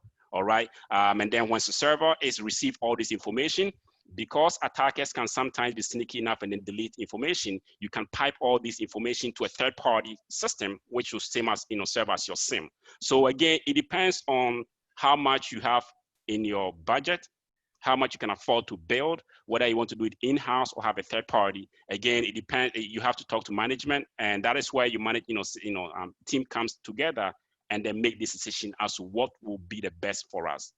Fantastic. Yeah. Okay, Dennis, can you do that quickly? So, well, Del, you wanted to say something? Yeah, I was gonna say that everything or most things in that respect should be viewed at an enterprise level. So I'm actually a little bit taken aback when you say, shall we do it individually? I haven't seen that done for so many years, but maybe we still do in Ghana. But then you could, a lot of these components, software now have cloud agents. So even if you have 5 devices, if you subscribe to the cloud services, you could just do it remotely and put the agents on them as it's just been described. But don't think of installing individually in 2020. I don't think that will work. It will kill your security. It will just kill everything. Everything should be centralized so that you can monitor and manage, and whether you do it through a SaaS, which is a cloud-based solution, or you do it through a central agent servers like it's been described. But let's get away from individual devices. The questions are coming. Now we are almost half an hour late now. So we take Dennis and then we go to the next presentation. Sure. Hey, David, let me just type in real quick. So I have a hard stop in the next 3 minutes. I'll leave this running because I'm running this from my personal laptop. I need to make a work call here. So I'll just be on mute, but I'll be following along if I need to chip in. Okay, that's good. That's cool. Yes, Dennis? Okay, so we had that was a question on the approach Ghana is using for cyber defense. Yeah, the approach. Okay. So typically you would have to run with both. You would have to be offensive and defensive at the same time. But the best I know now is because we just set up our cybersecurity command, we would have to go into a defensive mode. First, we need to identify all our critical national infrastructure. It's very, very detailed. This conversation is not meant for that, but just for the sake of information sharing. So once we do all that identification, we look at the players in there, we try to put the technical measures in place, we create international collaborations. Of course, we have the laws there already, which gives us the basis to come in. Now, once you have this set up, you begin to defend what you have first. before you begin to go on the offensive, because going on the offensive also requires you to have a lot of skill set, like a cyber army. I'm sure as you were asking this question, maybe China was in mind. China has been doing this for about 50 years. So you can't start it in a year and expect to have a cyber army to do that. So Ghana is on the defensive. We are still in preparatory stages. If you follow not just the news, but if you follow the real work of what is on the ground, you will notice that we are still in preparatory stages. We are planning our maturity along the line. So we are comfortably working towards a defensive approach. But you can be rest assured, if we hit a very good maturity, we will now have to look at an offensive part, because cyber warfare is both about defensive and offensive. The likes of the US and the rest are already there. It's very, very difficult for me to make that comparison. But I can tell you emphatically that there are a lot of work that is being done on the ground now. Great. Okay, if Dennis is not there, then we will move on. I can see a lot of hands up, but we'll take them in the next question and answers as we have exhausted. Now we welcome Eric. Eric, welcome. You've been waiting for 2 hours. Thank you for your patience. Eric is an ethical hacker, very good friend of Desmond, and they've been doing a lot of stuff together. So now we get in Eric to take us in the next presentation.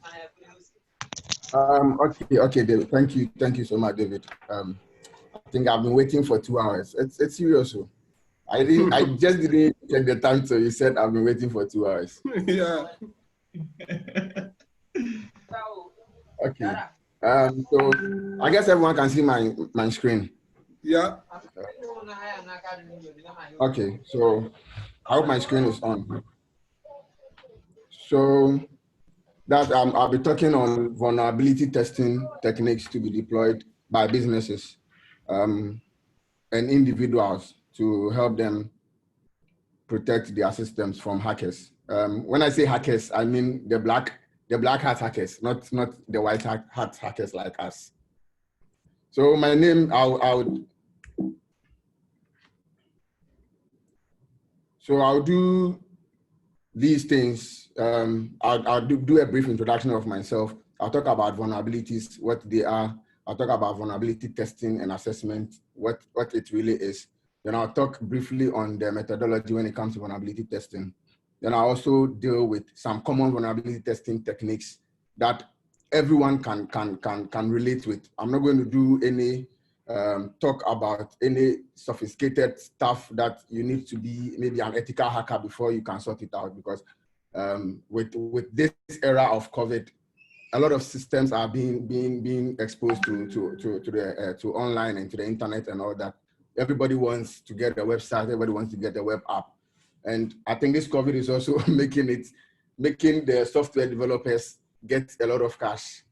So I'll deal with the common vulnerability testing. I'll deal mostly with when it comes to web application, how you can do your own common testing, test certain things. Then I'll talk about the OWASP top 10 vulnerabilities when it comes to web applications.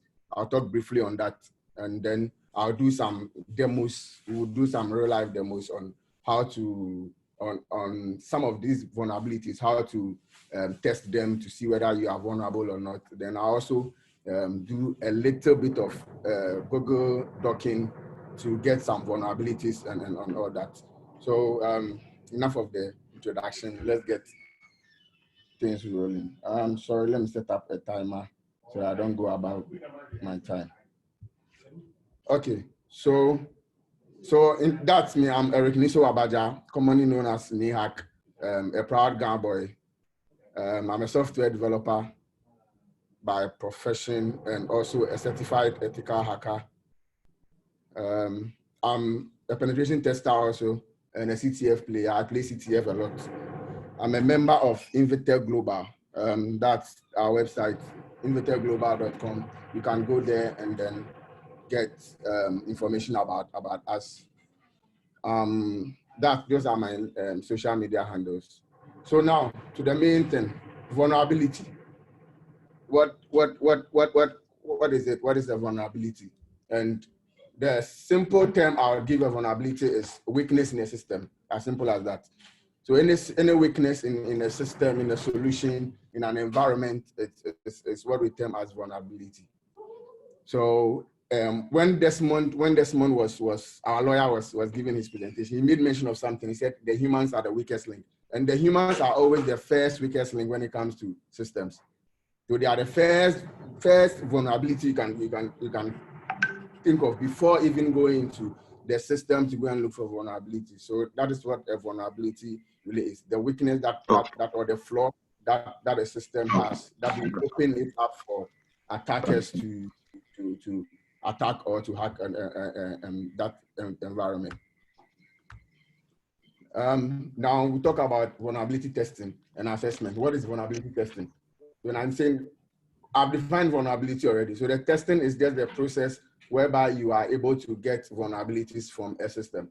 So the process that you go through, whether it's going to be automated, whether it's going to be manual, it's just the process that you're going to go through to identify vulnerabilities in a system, vulnerabilities in an environment, vulnerabilities in a solution, anything like that.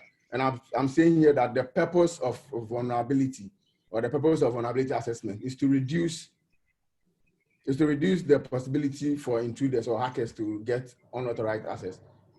You cannot, there's no 100% system or 100% safe system anywhere.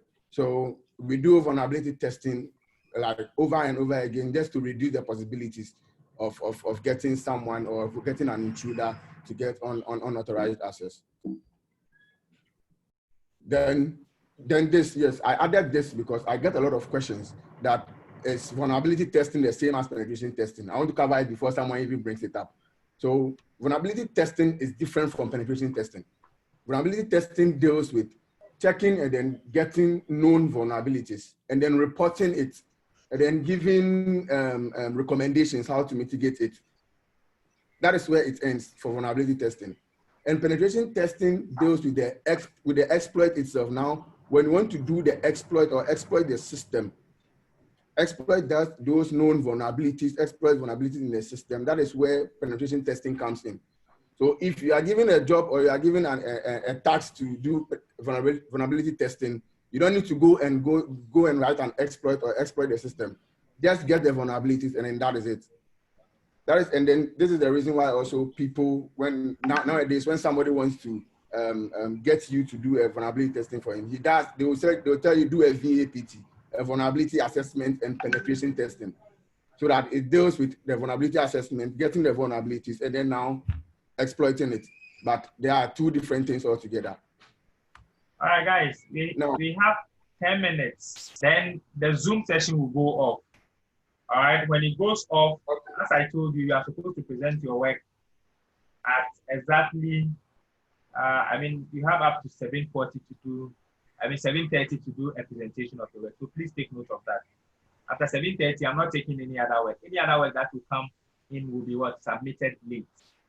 All right, so let's still continue. But my Zoom section will go off. When it goes off, please don't worry yourself. Okay, sure. So I continue. So I'm going to talk about the vulnerability testing methodology. And I always like these 4 steps: planning, gathering information, discovering the vulnerabilities, and then reporting. So the first thing is planning. And the planning comes with the customer, or you being a customer, or either you being a consultant. Make sure that in the planning stage, you clearly define the scope of whatever you are going to do, the engagement, the rules of the engagement, the objectives, why the vulnerability testing, because this can go a long way in even getting you prosecuted. Because I remember this article that a company actually invited, or a company hired a consultant to come and do a VAPT, and they state clearly the do's and don'ts. And they end up going to do some of the don'ts, and they were prosecuted, I think 5 years in jail, in jail term. So when you are planning your vulnerability testing, make sure that you state the rules of engagement. what should be tested, what not should be tested. Make sure you understand the scope and everything. Then we go to collecting of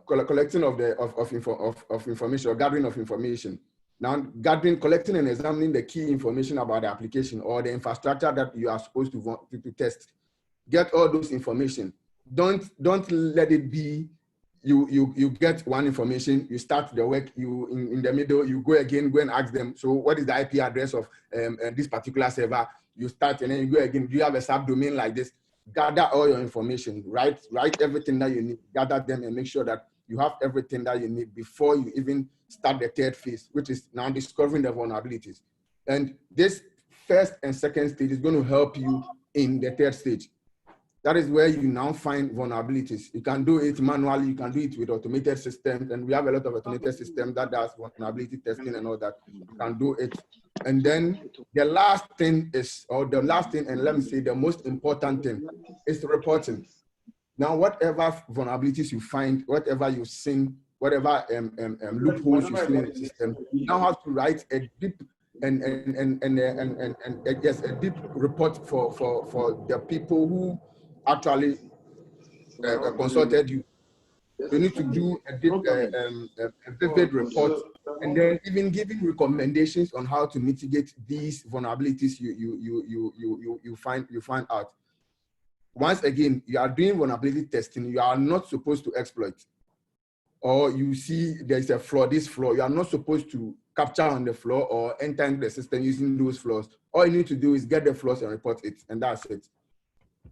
Now, I'm going to talk about common vulnerability testing techniques, and I'm basing this on web applications. That's websites, web apps, portals, and all that. The first thing that you can check, and this is basic. This is basic. I'll do a demo on these things for you so that you know how it works. First of all, HTTP and HTTP redirecting. This is the basic thing that most website administrators or companies or software developers fail to do. And this is one of the things that you can use to test and make sure that your site is actually on the right path to test for a vulnerability. HTTP. You buy your domain, you are done with the website, the domain is bought, hosting is bought, you buy SSL because you want it to be secured. Then you install the SSS, and then you forget to redirect all traffic that goes to HTTP to HTTPS. So this will end up making your website have HTTPS, what have you, working, and then HTTP, the non-secured site to also working. So you see that you'll be running to a secured and an unsecured version of your website all the time. So you need to check that. The second thing that second technique that you can do is to do input validations. Validate, make sure that the input boxes, the checkbox, the text boxes, your forms, username, passwords, your email addresses, make sure that they are validated. If it's an email address, make sure that the software developer who developed it has checked, is checking it, or is making sure that when you enter at twice, it will not work. Or when you enter email address and you enter 1, 2, 3, 4, 5, 6, it's not going to allow you in, or not going to allow you submit and all that. Because most software developers, what they do is they just take your requirements. So you give me requirements. You want a website, you want a login page where you can log in, you want a register page where they can register, and they will do that to you without even checking whether the email address is being validated to be a correct email address, or the telephone number is picking our code, our normal 10 numbers, or you can put 111111111 up to 100 and it will still work. So these are some of the things that you can also do to test your website for vulnerabilities. Put in characters, put in garbage, see if it will pass through, if it will go through, and then you can even write a report to the software developer, making him fix these things for you. The third thing I'll talk about is the URL path traversal. And this also happens a lot, especially when it comes to WordPress sites. You can easily do a path traversal. When I talk about path traversal, you have a URL, let's say www.invertedglobal.com/wp include/. Then you have those /// that is your directory path. if you should clear some of the paths and then enter, you see that if you have this vulnerability, you see that it would allow you to access the next thing. It will even allow you access certain things that you are not supposed to access just by manipulating the URL and all that. And that's a vulnerability that you need to check. You have to check your server configurations and all that. The next thing is the URL character manipulation. Now in the URL too, you can input a lot of characters in there, especially when the website is vulnerable to SQL injection. You can input like an inverted comma, a colon and stuff, and check if it will respond. If you are getting responses, or you copy a script, put it in there, and then in the URL you enter, you do a URL redirection from the browser, from the URL you enter, and it redirects you to another URL. It's a vulnerability that you need to check. It means SQL injection can easily be done in your application, and your database can easily be dumped. The third thing is subdomain HTTPS checking, and this is also another issue for a lot of websites. A lot of people get their hosting, buy their SSL, and then they just buy a fixed SSL, install it on their website. Now they want to create subdomains. They create subdomains and they will be thinking that HTTPS is going to cover their subdomains. No, you end up running a website with an HTTPS, and then you end up running a subdomain that is not secured. And trust me, if a hacker should exploit your unsecured subdomain, you might end up even getting access to your main secured server.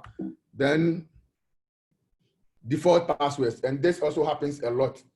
So make sure that always you check for default passwords, whether the after development, the software developer left HTTP there, or he left admin as your username and password, or admin and password, or admin and pass, or admin and 1, 2, 3, 4, 5, 6. Check these default passwords to make sure that your system is not vulnerable to these default passwords. Now, like I said earlier, we have automated tools, automated scanning tools. I won't talk about them. So they are all these are automated scanning tools that you can get. Some are paid for, some are open source, some will give you timeline for you to use and all that. So you can get any of them. When you get a slice, you can Google on any of them, Open Vast, Nessus, Rapid7 Expose, all that, and then check. It will allow you put your whatever in it, and then it will run the vulnerability scanning and even give you recommendations on how to mitigate them.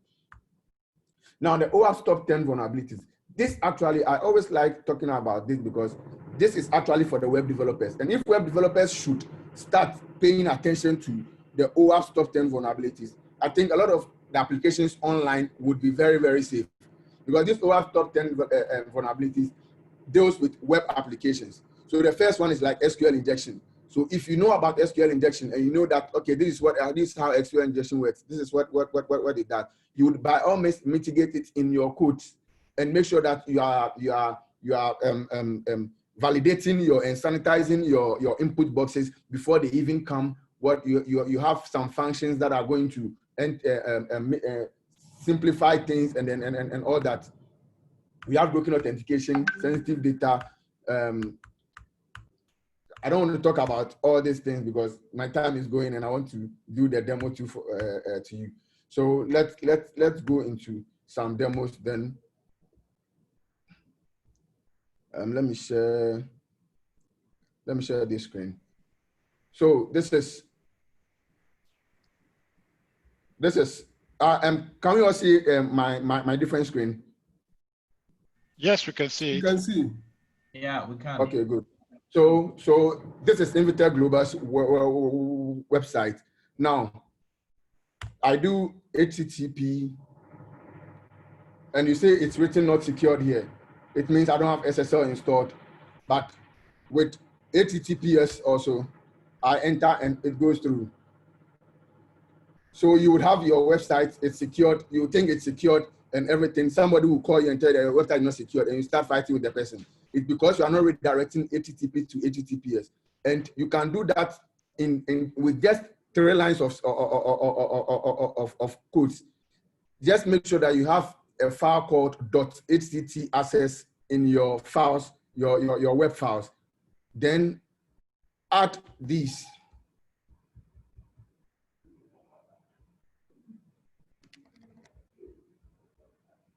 I would make sure I add this to my slide and then share it with you. Add this rewrite engine on rewrite, and then the rewrite rule that it should redirect all HTTP to HTTPS. So even if somebody enters HTTP, it will force the browser will force the HTTP to connect securely with the HTTPS. So let me save this and then let's test. And you see, it is now making me, it's now redirecting me to the secured platform. That is HTTPS. If I should remove the S and still hit on it again, it will redirect me back again to the secure side. So this is just a simple thing that you can always check. Make sure that your SSL, your HTTP is always redirected back to HTTPS, always when you buy SSL on your site. Another thing that I'll do demo on is the path traversal. Let me open. I didn't really want to use people's websites and check vulnerabilities on people's website because it's a crime though, because they have not given me any written consent. I've not written any written consent, so I don't want to try. That's why I'm using my own domains, and I'm going to use my own local host to do this before I get into any trouble. I think this is very good. That's why you're an ethical hacker. So I've set up my own WordPress stuff here. I have this. Oh, I don't need all this.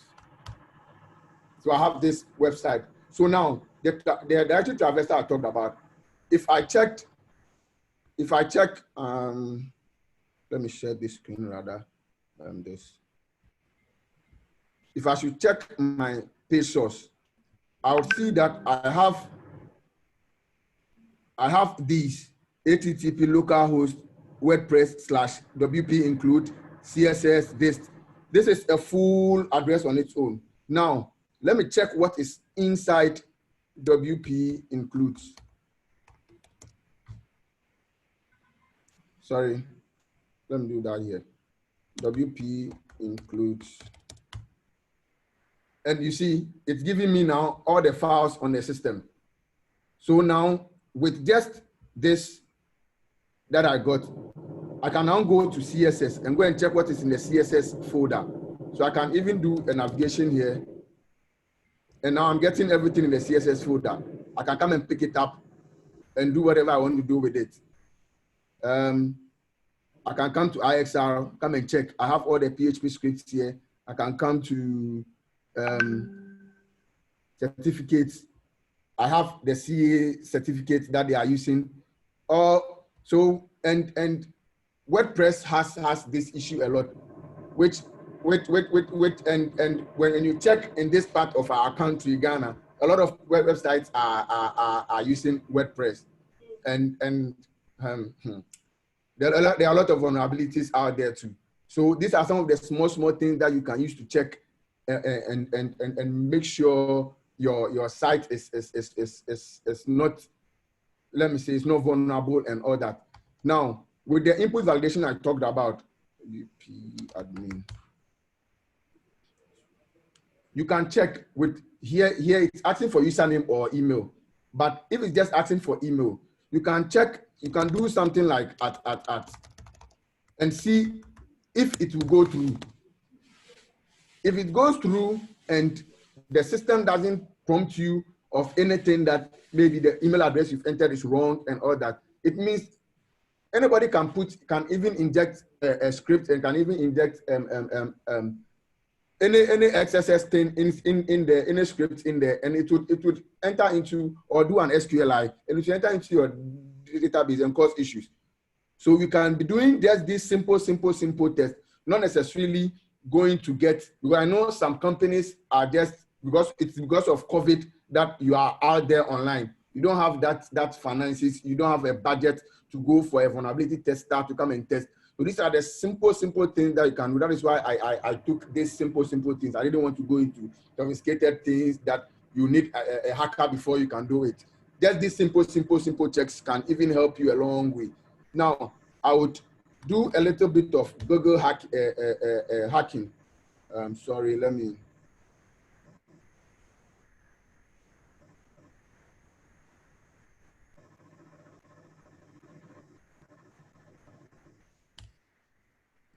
And Google hacking is called Google docking. And this doc was, let me just hold on first. This Google doc was written by the founder of Invited Global. He wrote this one, and he has uploaded it on Exploits DB. You can check it out. And this particular doc will give you vulnerable servers that are on the internet, or vulnerable web servers that are on the internet that have their database exposed. So if I should hit this and I should just pick any of them, I have a full database, someone's full database in here dumped, where I can just go inside, get the password or whatever I want, and come and log into their system. So we should also be checking. You can also write your own docs to even check whether your site is exposing some sensitive things and all that. And this particular Google docking was used to hack a lot of websites, and it's still being used.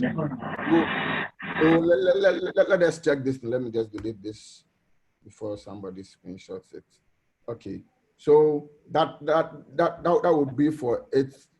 I really wanted to do some capturing of requests, but my tool is messing up, so I will not go into that. Wow. So in all, this is what it entails when we talk about vulnerability testing. And vulnerability testing is very important. Trust me, it is very important. You need to do, because this is really with this COVID-19 era, in this COVID-19 era, you need to test your web application. Else, the servers and the website that are going to get hacked in this era, it has even started. So make sure you are just safe. Then when it comes to the skills gap, I really didn't do any slide, but I want to just talk. When it comes to skill gap, and then the other part that my other colleagues talked about, because I know they will talk a lot about it. I just want to focus on when it comes to practice, or when it comes to experience. A lot of people are now writing certifications is good. Yes, I'm not saying it's bad. A lot of people are writing certification without knowing anything. So you have somebody who has written a whole lot of certification. When you give him the things to do, he doesn't know how to do it. Now, one thing I recommend is doing self-learning. When I say self-learning, there are a lot of tools. We have Udemy. You have a lot of tools. You have a lot of platforms out there that are doing free cybersecurity stuff, free cybersecurity courses and all that. Also, one other thing I would recommend is CTF playing CTFs. That is capture the flag. It's a practical way of learning. If you want to be a pen tester, especially, or want to be an ethical hacker, it's the practical way of learning how to do that. And that is where Invited Global does a lot of training into. Invited Global does a lot of CTF trainings for schools, for organizations.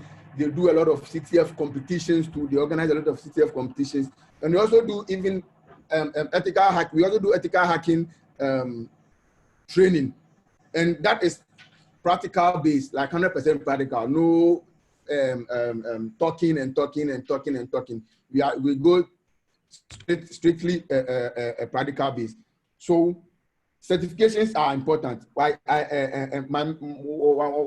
of my ethical hacker mentors told me one thing that he regretted on was that he did not write certification because he thought he knows or he has the skills. But he's telling me that I should get a certification that I have because I already have the skills. But even though certification is good, make sure that you get the skills to add up to the certification.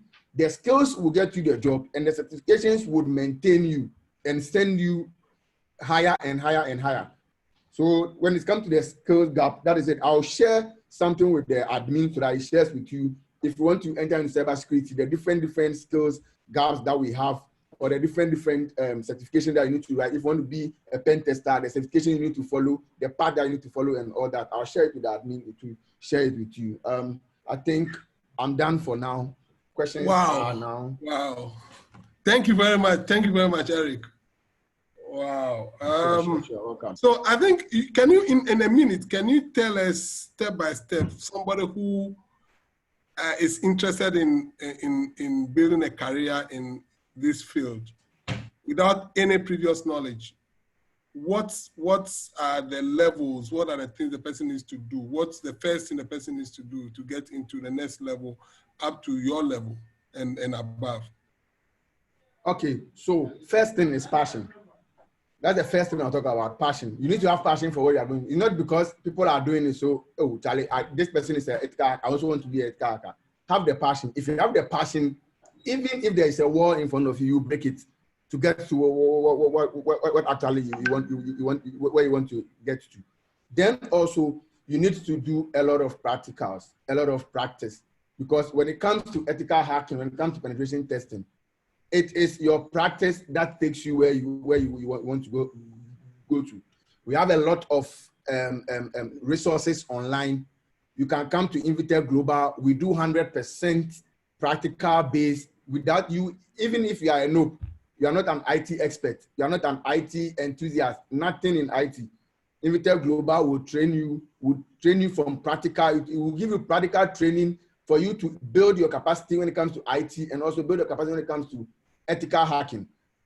Because we do, and what we also do at Invited Global is we do a lot of labs. We set up a lot of labs for you. After you doing the practical, after we teaching you the practical way, we set up a lot of labs for you to be able to understand what you are doing. So you're not going to be like, okay, so you are taught how to do, how to hack a Wi-Fi, or how to enter in someone's Wi-Fi, and that is it. No, there will be a lab that is going to actually help you to do that particular thing. And the labs will not make you, also because you're an ethical hacker, and because you are saying you are an ethical hacker, or you are learning to be an ethical hacker, that thing, there's a thin line between you turning into a black hat. Very simple, because you learn tools and learn ways of getting into a system or compromising a system. So you will be forced to, by means of learning, you'll be forced to go and attack some websites and go and check, oh, which website is vulnerable. Let me see if I can enter and all that. That is where you need labs. So that is where we build our own labs that you can, or our own environment that you can actually do your practice on. So with those who want to really go into ethical hacking, cybersecurity, one, passion, to get the resources and learn. Just get the resources and learn. There are a lot of resources. Udemy is offering a lot of free courses.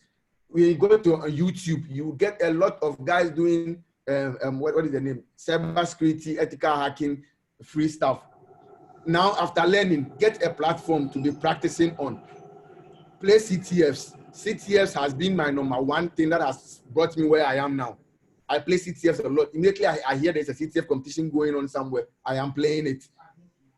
One CTF platform that I will recommend for penetration testing is Hack the Box. Get on Hack the Box, register. Before you even get a chance to even enter in the system, you need to hack your way inside to get an invite code. Do what you can. Just get your hands dirty when it comes to penetration testing. Pawn boxes and all that. And I bet you would in no time you will see that you would see a lot of improvement in yourself. Then now go for the certifications. Great. Okay, so the floor is open. Any questions? Yes, please. I have a question. Yeah. Can you hear me? I'm Audrey once again. Yes, Audrey, please go ahead. This one, may I direct it to our legal friend, our learned friend?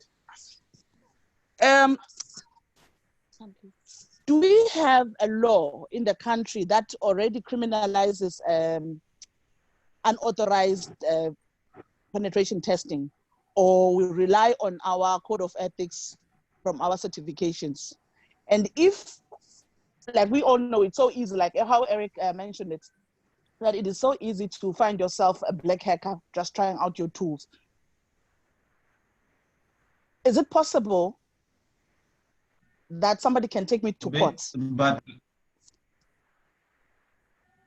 so your question is whether we have a law that criminalizes penetration testing? Yes, unauthorized penetration testing. Unauthorized? Yes, we do. We do. Let me just do something quick over here. We do. We actually, under the Electronic Transactions Act, we have a specific section that deals with unauthorized access to an electronic system, and that covers penetration testing as well. Electronic Transactions Act.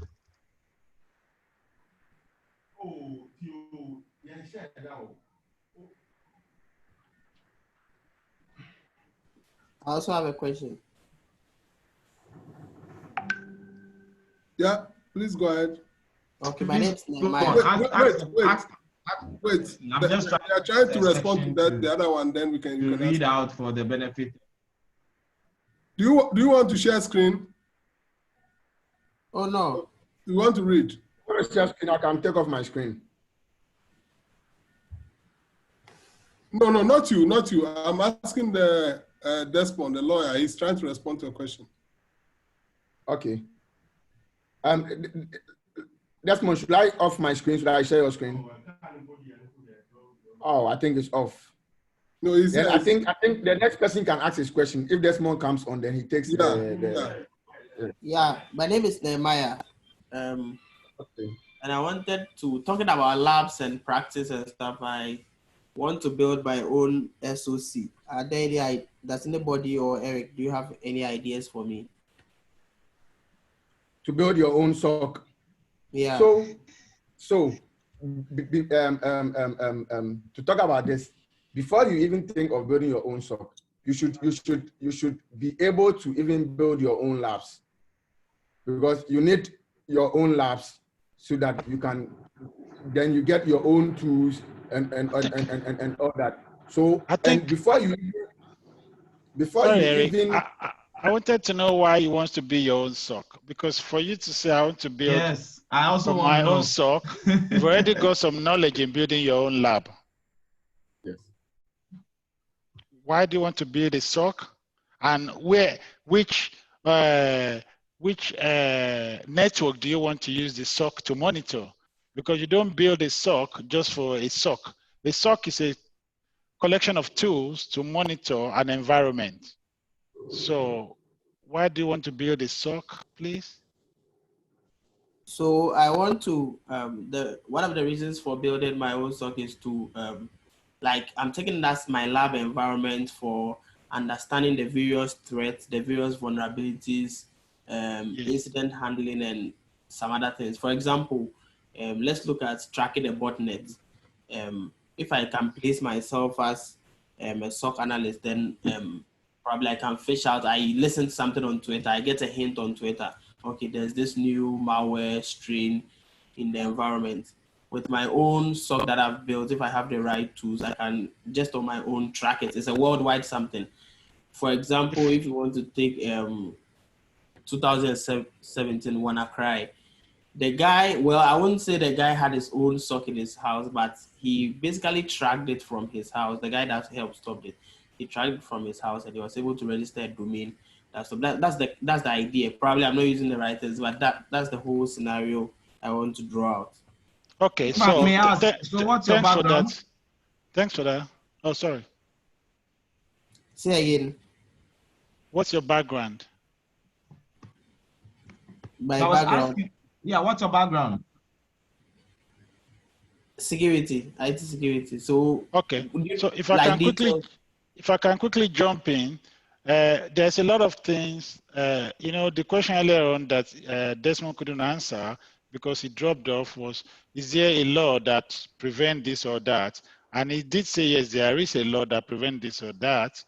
However, we have a system in Europe and in the UK, to be precise, where we professional security people are registered and we get renewal like a license every year.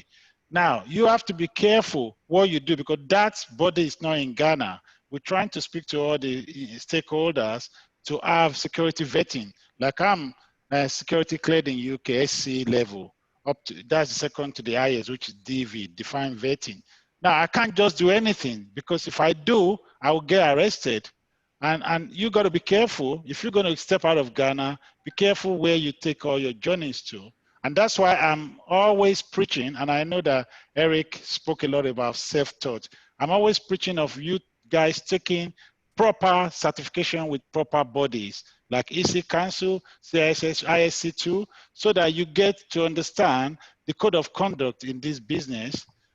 What you've just said is doable, but be careful which tunnel you enter, because or whose network you enter, because the moment you step out of Ghana, you might get arrested if you venture into the wide world out there.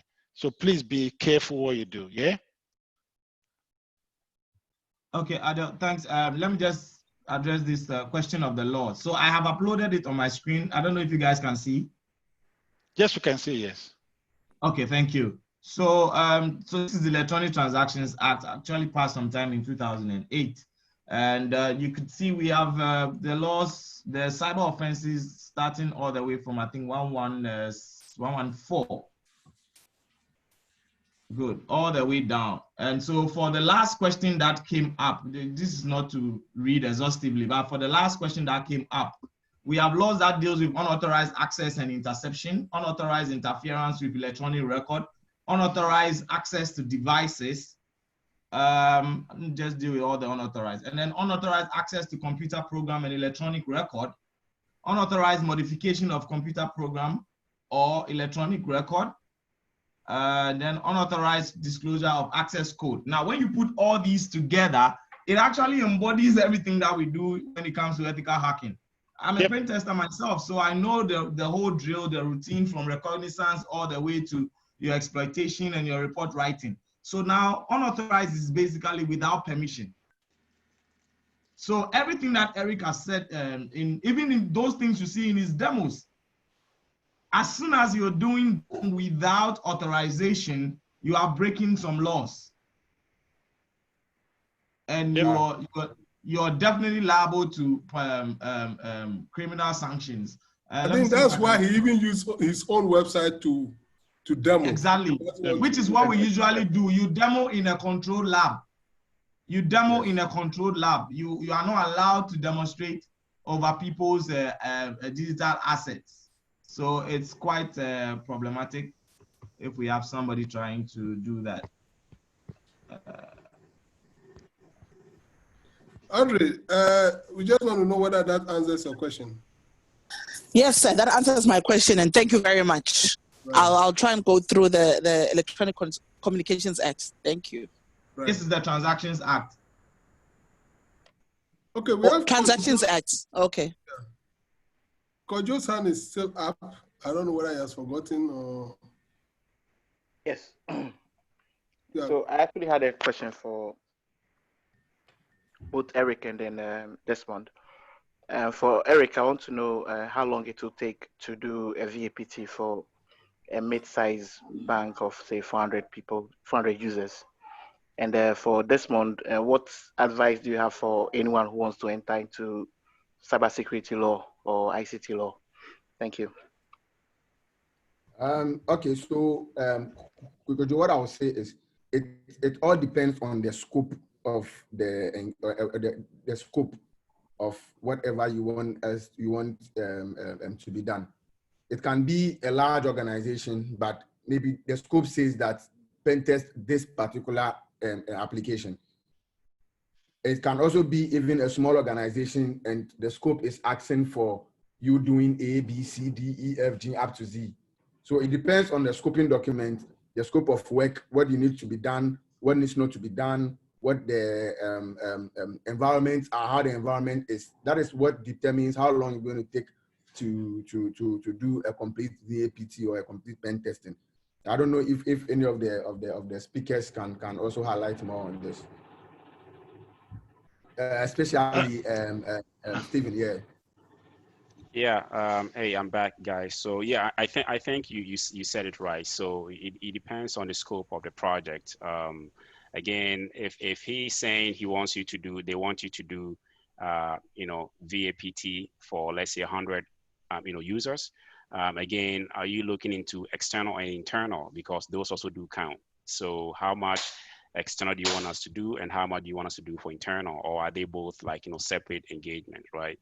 Are you going to include web application exclusively to it, or is it going to be just network based attacks? Do you want to do actual pen test, or you want vulnerability assessment? Because that is where there hasn't been, some people confuse the two.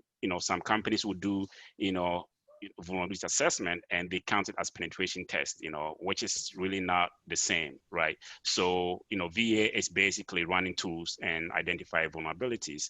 Pen test is basically something else, trying to exploit, findings and attack vectors. So all these are things that people like, Desmond and all those guys, Dale and Eric on the phone, is you need to sit down with senior management. There isn't like any specific answer to those things. We have to ask questions. The more questions we ask, in fact, sometimes I found some proposals that a company will tell you, I want you to do this for me. And they will sit down, and then the more questions you ask, you even find out they don't even need it.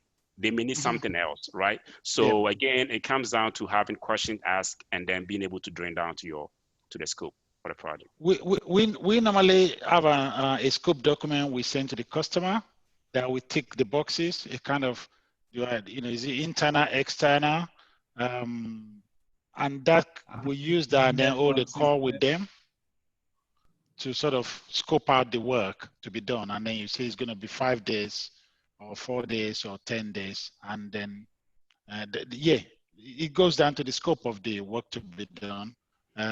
We start off with a scope document, like a questionnaire, which we send out. And there was a question for Desmond about if you want to become cyber security lawyer or information security lawyer. I'm interested in that question, so please answer. The way you said it makes it sound cynical. Like he wants to become one himself. Okay, so the whole issue of cyber law have two routes depending on where you want to go. If you want to do cyber law and practice, then it means ultimately you also have to go to law school. I'm sure by now you know that in Ghana it's not easy to get into the law school.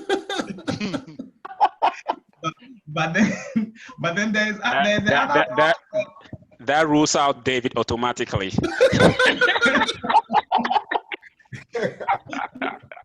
I have a very inspiring story. It's an annoying route. It's an annoying route that I don't want to take. Okay, so but then there's also the route where you can just take your master's that has a very good component of IT legal or cyber law in there, like internet governance, cybersecurity for states, surveillance, data privacy, intellectual property. These things are all part of certain master's program, in fact, including digital forensics, which would allow you to also appreciate the whole concept of cyber law. But like I said earlier, if you want to practice within a particular jurisdiction, so for instance, you want to do that and practice in Ghana, then you would require to understand and appreciate the laws of Ghana, which is a totally different set of training altogether. Now, in choosing that route, if you already have a first degree or master's already, and you want to do an added master's, then that's fine. You can just choose one of the master's programs that have cyber law in them. But then if you want to proceed towards the legal route, then you have about minimum 3 years to deal with. The first 3 years, you have to do your first degree in law, which is usually called the LLB, which will teach you everything about law, including contracts, constitution, administrative law. And mind you, these things are very, very relevant. It's only then that you even appreciate where a particular law fits, where the technical issues come in, investigation, evidence, and all that. And then from there, you would have to go and do 2 years of Ghana School of Law after passing an entrance exam. Now there's no interview, but there's still an entrance exam that you have to pass. and then you do 2 years there, which will teach you on what we call the legal practice. So the real things that happen in the court, so like civil procedure, criminal procedure, and all that. And then you would, if you still want to do your master's after the first degree in law, you would also have like a minimum year or maximum 2 years to do your LLM, which is your master's in law. So cumulatively, if I'm using the higher number of years, you actually require to do 7 years in school, including professional studies, to come out as a lawyer, and of course to also go towards this side. Because when you come out as a lawyer, you're a general practitioner. My advantage is that before I entered law school, I already had about 12 years of experience doing security implementations, pen testing, the business of security, governance, audit, and my IT and my energy already before I went to law school. So when I came out, I'm not in a haste. I'm not in a haste. I have enough to deal with the market now, and then I'll take up that later. Of course, your certifications will also come handy, just like Eric said. But I'm also a fan of skill-based training, and I have taught myself a lot. I've had scenarios where I've been asked, "Oh, where did you train?" I train from my bedroom, fortunately. So you are also inspired to do that. You can take up certification courses. And Adele has said a lot about Delta 3 and their training. Eric has also said the same. We do some sort of training as well at our end, which is information security vulnerability management. And that's purely skill-based training. It has nothing to do with certification. If you feel like hitting the ground now, understanding vulnerability management, penetration testing, some bit of legal stuff, privacy, and of course, incident response, that's what the course contains. And we usually roll out per quarter. Because of COVID, we didn't roll out any this year. But yeah, that's it. So just to answer the question of cyber law, if you want to practice law, then like I said, you have like 7 years to mash it up. If you want to just get the master's and you have a first degree already, just look for a very good course that has the content in there. I think Gimpa came up with something, but I'm sure it's still within the LLM. In Ghana, you can't do a master's in law without a first degree in law. But in the West, some of the universities allow you to, depending on your background and your experience. So I hope you that can't do master's without first degree in law. Yes, you can't do a master's in law without a first degree in law in Ghana. Oh, so how am I going to do my thing? Well, yes, you can do that internationally. You can do it internationally, yes. University of Law. If you Google University of Law, it's in the UK. You can actually do MSc in data privacy, and it's a very, very good training that I'm considering doing it myself. Yes, University of Law. Let's talk more about that. because the future is data and the governance of data, and the law around data is the future. But you're all welcome to the Ghana School of Law. You can keep it. University of Law, London. You get it. Okay, good stuff. Good stuff. I mean, I always respect those who are able to go to the Ghana School of Law. It's no joke. But if I can just say something quickly about certification, guys. A lot has been said about learning at home and all that, and we all started from there.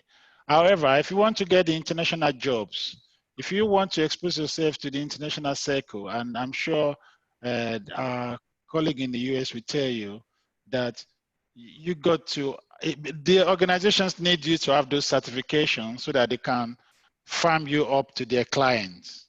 Yeah. When I was working for IBM, they were charging clients X amount and they were paying me X amount. So that's how it rolls in the bigger world out there. Yeah, you can't do anything. You can't do much about it. Right. Okay. Okay, good stuff. I think I still see two hands up, John Dazi and Kofi Session. I know both of them. Please speak up. Okay, a quick addition to what Desmond said. My name is John. I have a contribution to make with regards to legal education or having education in something related to cyber security and law. Currently, I'm a student at GamePa. I think he made mention of the fact that GamePa is running a course. I'm a student at GamePa offering masters in IT and law. And this semester, I think it's one of the courses that we treated this semester that has to do with the contract, IT contract and SLA, electronic communication, electronic transaction, data privacy and protection, intellectual property, cybercrime, the Ghana legal system, ADR, and a whole lot. So GamePa has shown the way to whoever wants to, or anybody, if anybody wants to enter into that arena. I mean, did you say there's first degree? You have to do first degree or just masters? No. There's just masters in IT and law. Okay. It's masters in IT and law. So currently, that is masters in law. So it's not masters in law. It is IT and law. So yeah, IT and law. So we have some of the lectures from the law faculty. Components are there. Yeah, sure. We have some of the masters from the lectures from the law faculty who handle some aspects, and so I think thanks for the valuable contribution. Thanks. Yeah, it's an eye-opener. So we have Sashi, please, Kofi. Oh, good evening. Yeah, so my name is Albert. I'm also a cybersecurity enthusiast. So I wanted to know, is risk management, the concept of risk management, is it important in cybersecurity or not? I think any of the panel members can take that from. Is risk important, the appreciation of risk? I want to believe Albert just joined this call because I actually dealt with that in my presentation. And I said that one of the key things that, when I was identifying the security lapses, I said I would be looking at 4 areas based on my practice, which is the visibility. Visibility will create security lapses if you don't treat your visibility well. Your risk analysis is also critical and important because if you don't do that also well, then you are going to have some lapses in there which could also cause compromise. And then your defense implementation is also critical, of course. Then the final one I mentioned was incident response and breach notification. So yes, just to answer your question straight to the point, risk management is critical. There's always a relation between the assets, the threats, and then the risk. So there's always that relationship there, and you cannot do a proper cybersecurity management without risk management. Great. Thank you very much. Yes, thank you. We also have Reverend Lambert on the line. Please, Reverend, you can speak now. Thank you very much. 2 hours, but we've taken it to 3 hours now. Hopefully, we should be finishing in the next few minutes. Yeah, can you hear me? Yes, we can hear you. Yeah, good evening and thank you very much. All the presentations have been very excellent. The question I have is this. Environment, knowing the environment where you are going to practice your security has been underscored in the presentation, very, very important. Now, if you as a consultant and have been invited to do a security, to render a security service in a certain organization, and you are going to deliver that in a short time, what is the best way by which you can identify yourself with that environment? Because it is possible, and I've witnessed situations where a consultant comes around and because of internal animosities, you don't have right information being delivered to him. So quickly to the environment so that he can deliver very well in a short time. Thank you. So what's the question? The question is the environment. Let's say you have been invited by an organization to go and do a certain security consultancy work. Okay. Call it put it very easy, let's say even policy issues. Sure. But you need to know the environment. So if I can just say, earlier on I made representation about the fact that we send out a scope document. What we then do is to feed back to the customer with the proposal. This is our understanding of what you want us to do, 1, 2, 3, 4, 5, 6. In order for us to do this, you will provide for us access to this, to this, to that, and to that. You will nominate this person and that person to work with us cooperatively. If we don't get that cooperation, it may affect the number of days to complete the work, and that will affect your pocket. So usually, you don't invite a security consultant to your environment without senior management approval. Otherwise, they become hackers, black hat hackers. So the senior management will ensure that his team cooperates with us and give us all the information that we need. If any senior management cannot do that, then he or she is not good enough to be in that role. That's my take on that. Right. Okay, so there's a next question. Please, let's quickly try and wrap up. Delali or Emmanuel Roja, who is ready to speak? Okay, my name is Delali. I am Ghanaian, and I'm currently in the UK on lockdown. Okay.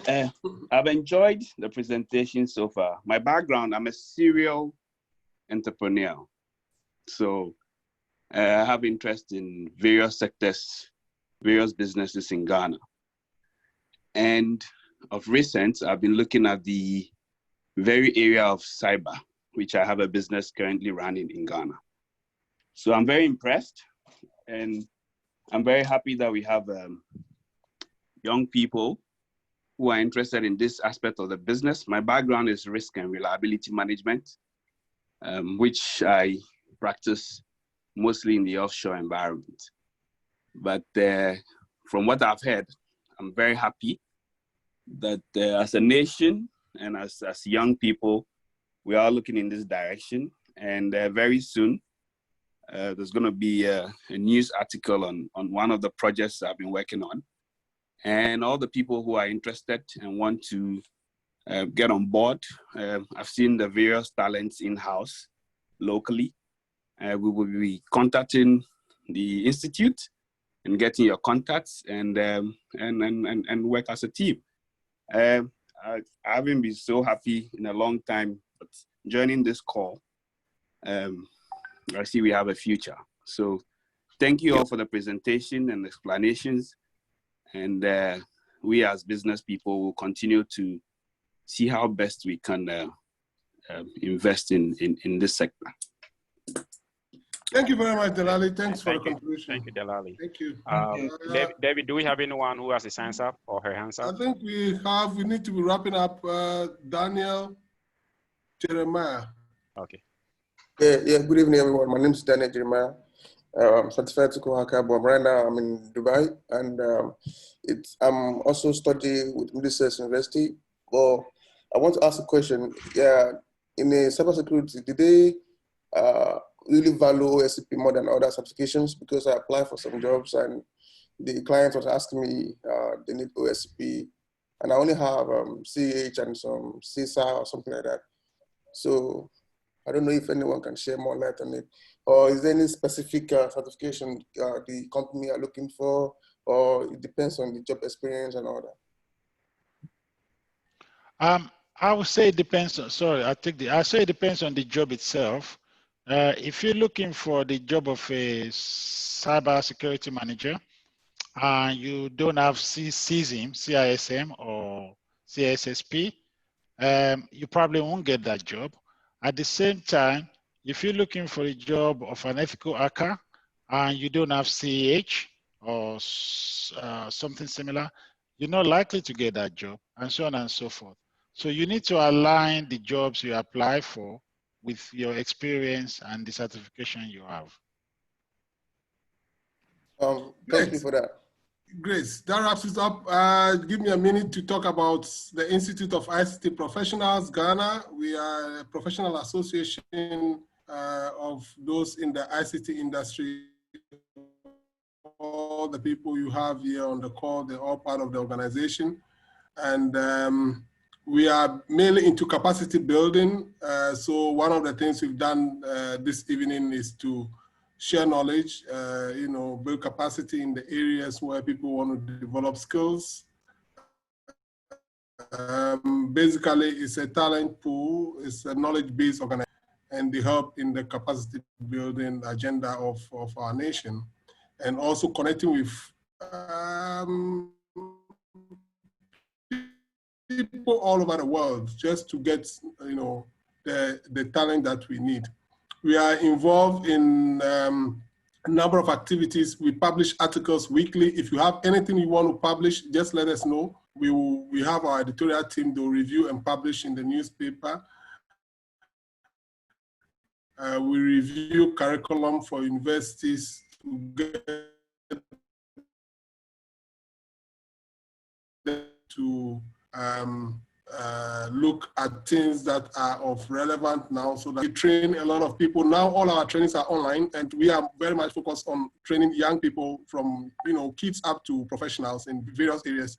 One area we'll be looking at is how to train people in cybersecurity. So we'll be working with the experts to ensure that there are various organizations featured on our trainings, and they are able to build capacity in the areas of cyber. Cybersecurity, data science, and software development are key areas we are focusing on, and we've been doing a lot of awareness and capacity building in these areas. So those who are not members of the association, feel free to go to our website, www.iipga.org. You see the login details there. You can register, become a member, come on our platforms. There are several people, over 1,000 plus people on our platforms, sharing knowledge and sharing information, and basically, improving what we have in the ecosystem. Thank you all for coming. We hope to have another session next month. We're looking forward to seeing you again. And thank you all. I think it's time for us to go now. We spent 1 more hour, and it's time for us to move. I want to take the opportunity once again to thank all our panelists, Desmond, Kofi, and Eric. Fantastic job you guys have delivered today. We cannot quantify the knowledge you've shared today. It's just mind-blowing. We'll share the video with you. We're going to upload registered, and so you can play back. You can share with your friends. Let's build this area of cybersecurity. Thank you very much. I don't think there's any other contribution. All right. Thank you, David, for having us. Thank you, everyone. Thank you, guys. All the best. Thank you, everyone. All right. Okay. Bye, Del. Bye, Kofi. Bye. And Eric. Bye. Okay. Bye. Bye. Somebody's asking for refreshment. We'll send it via Zoom. Item 13. Item 13.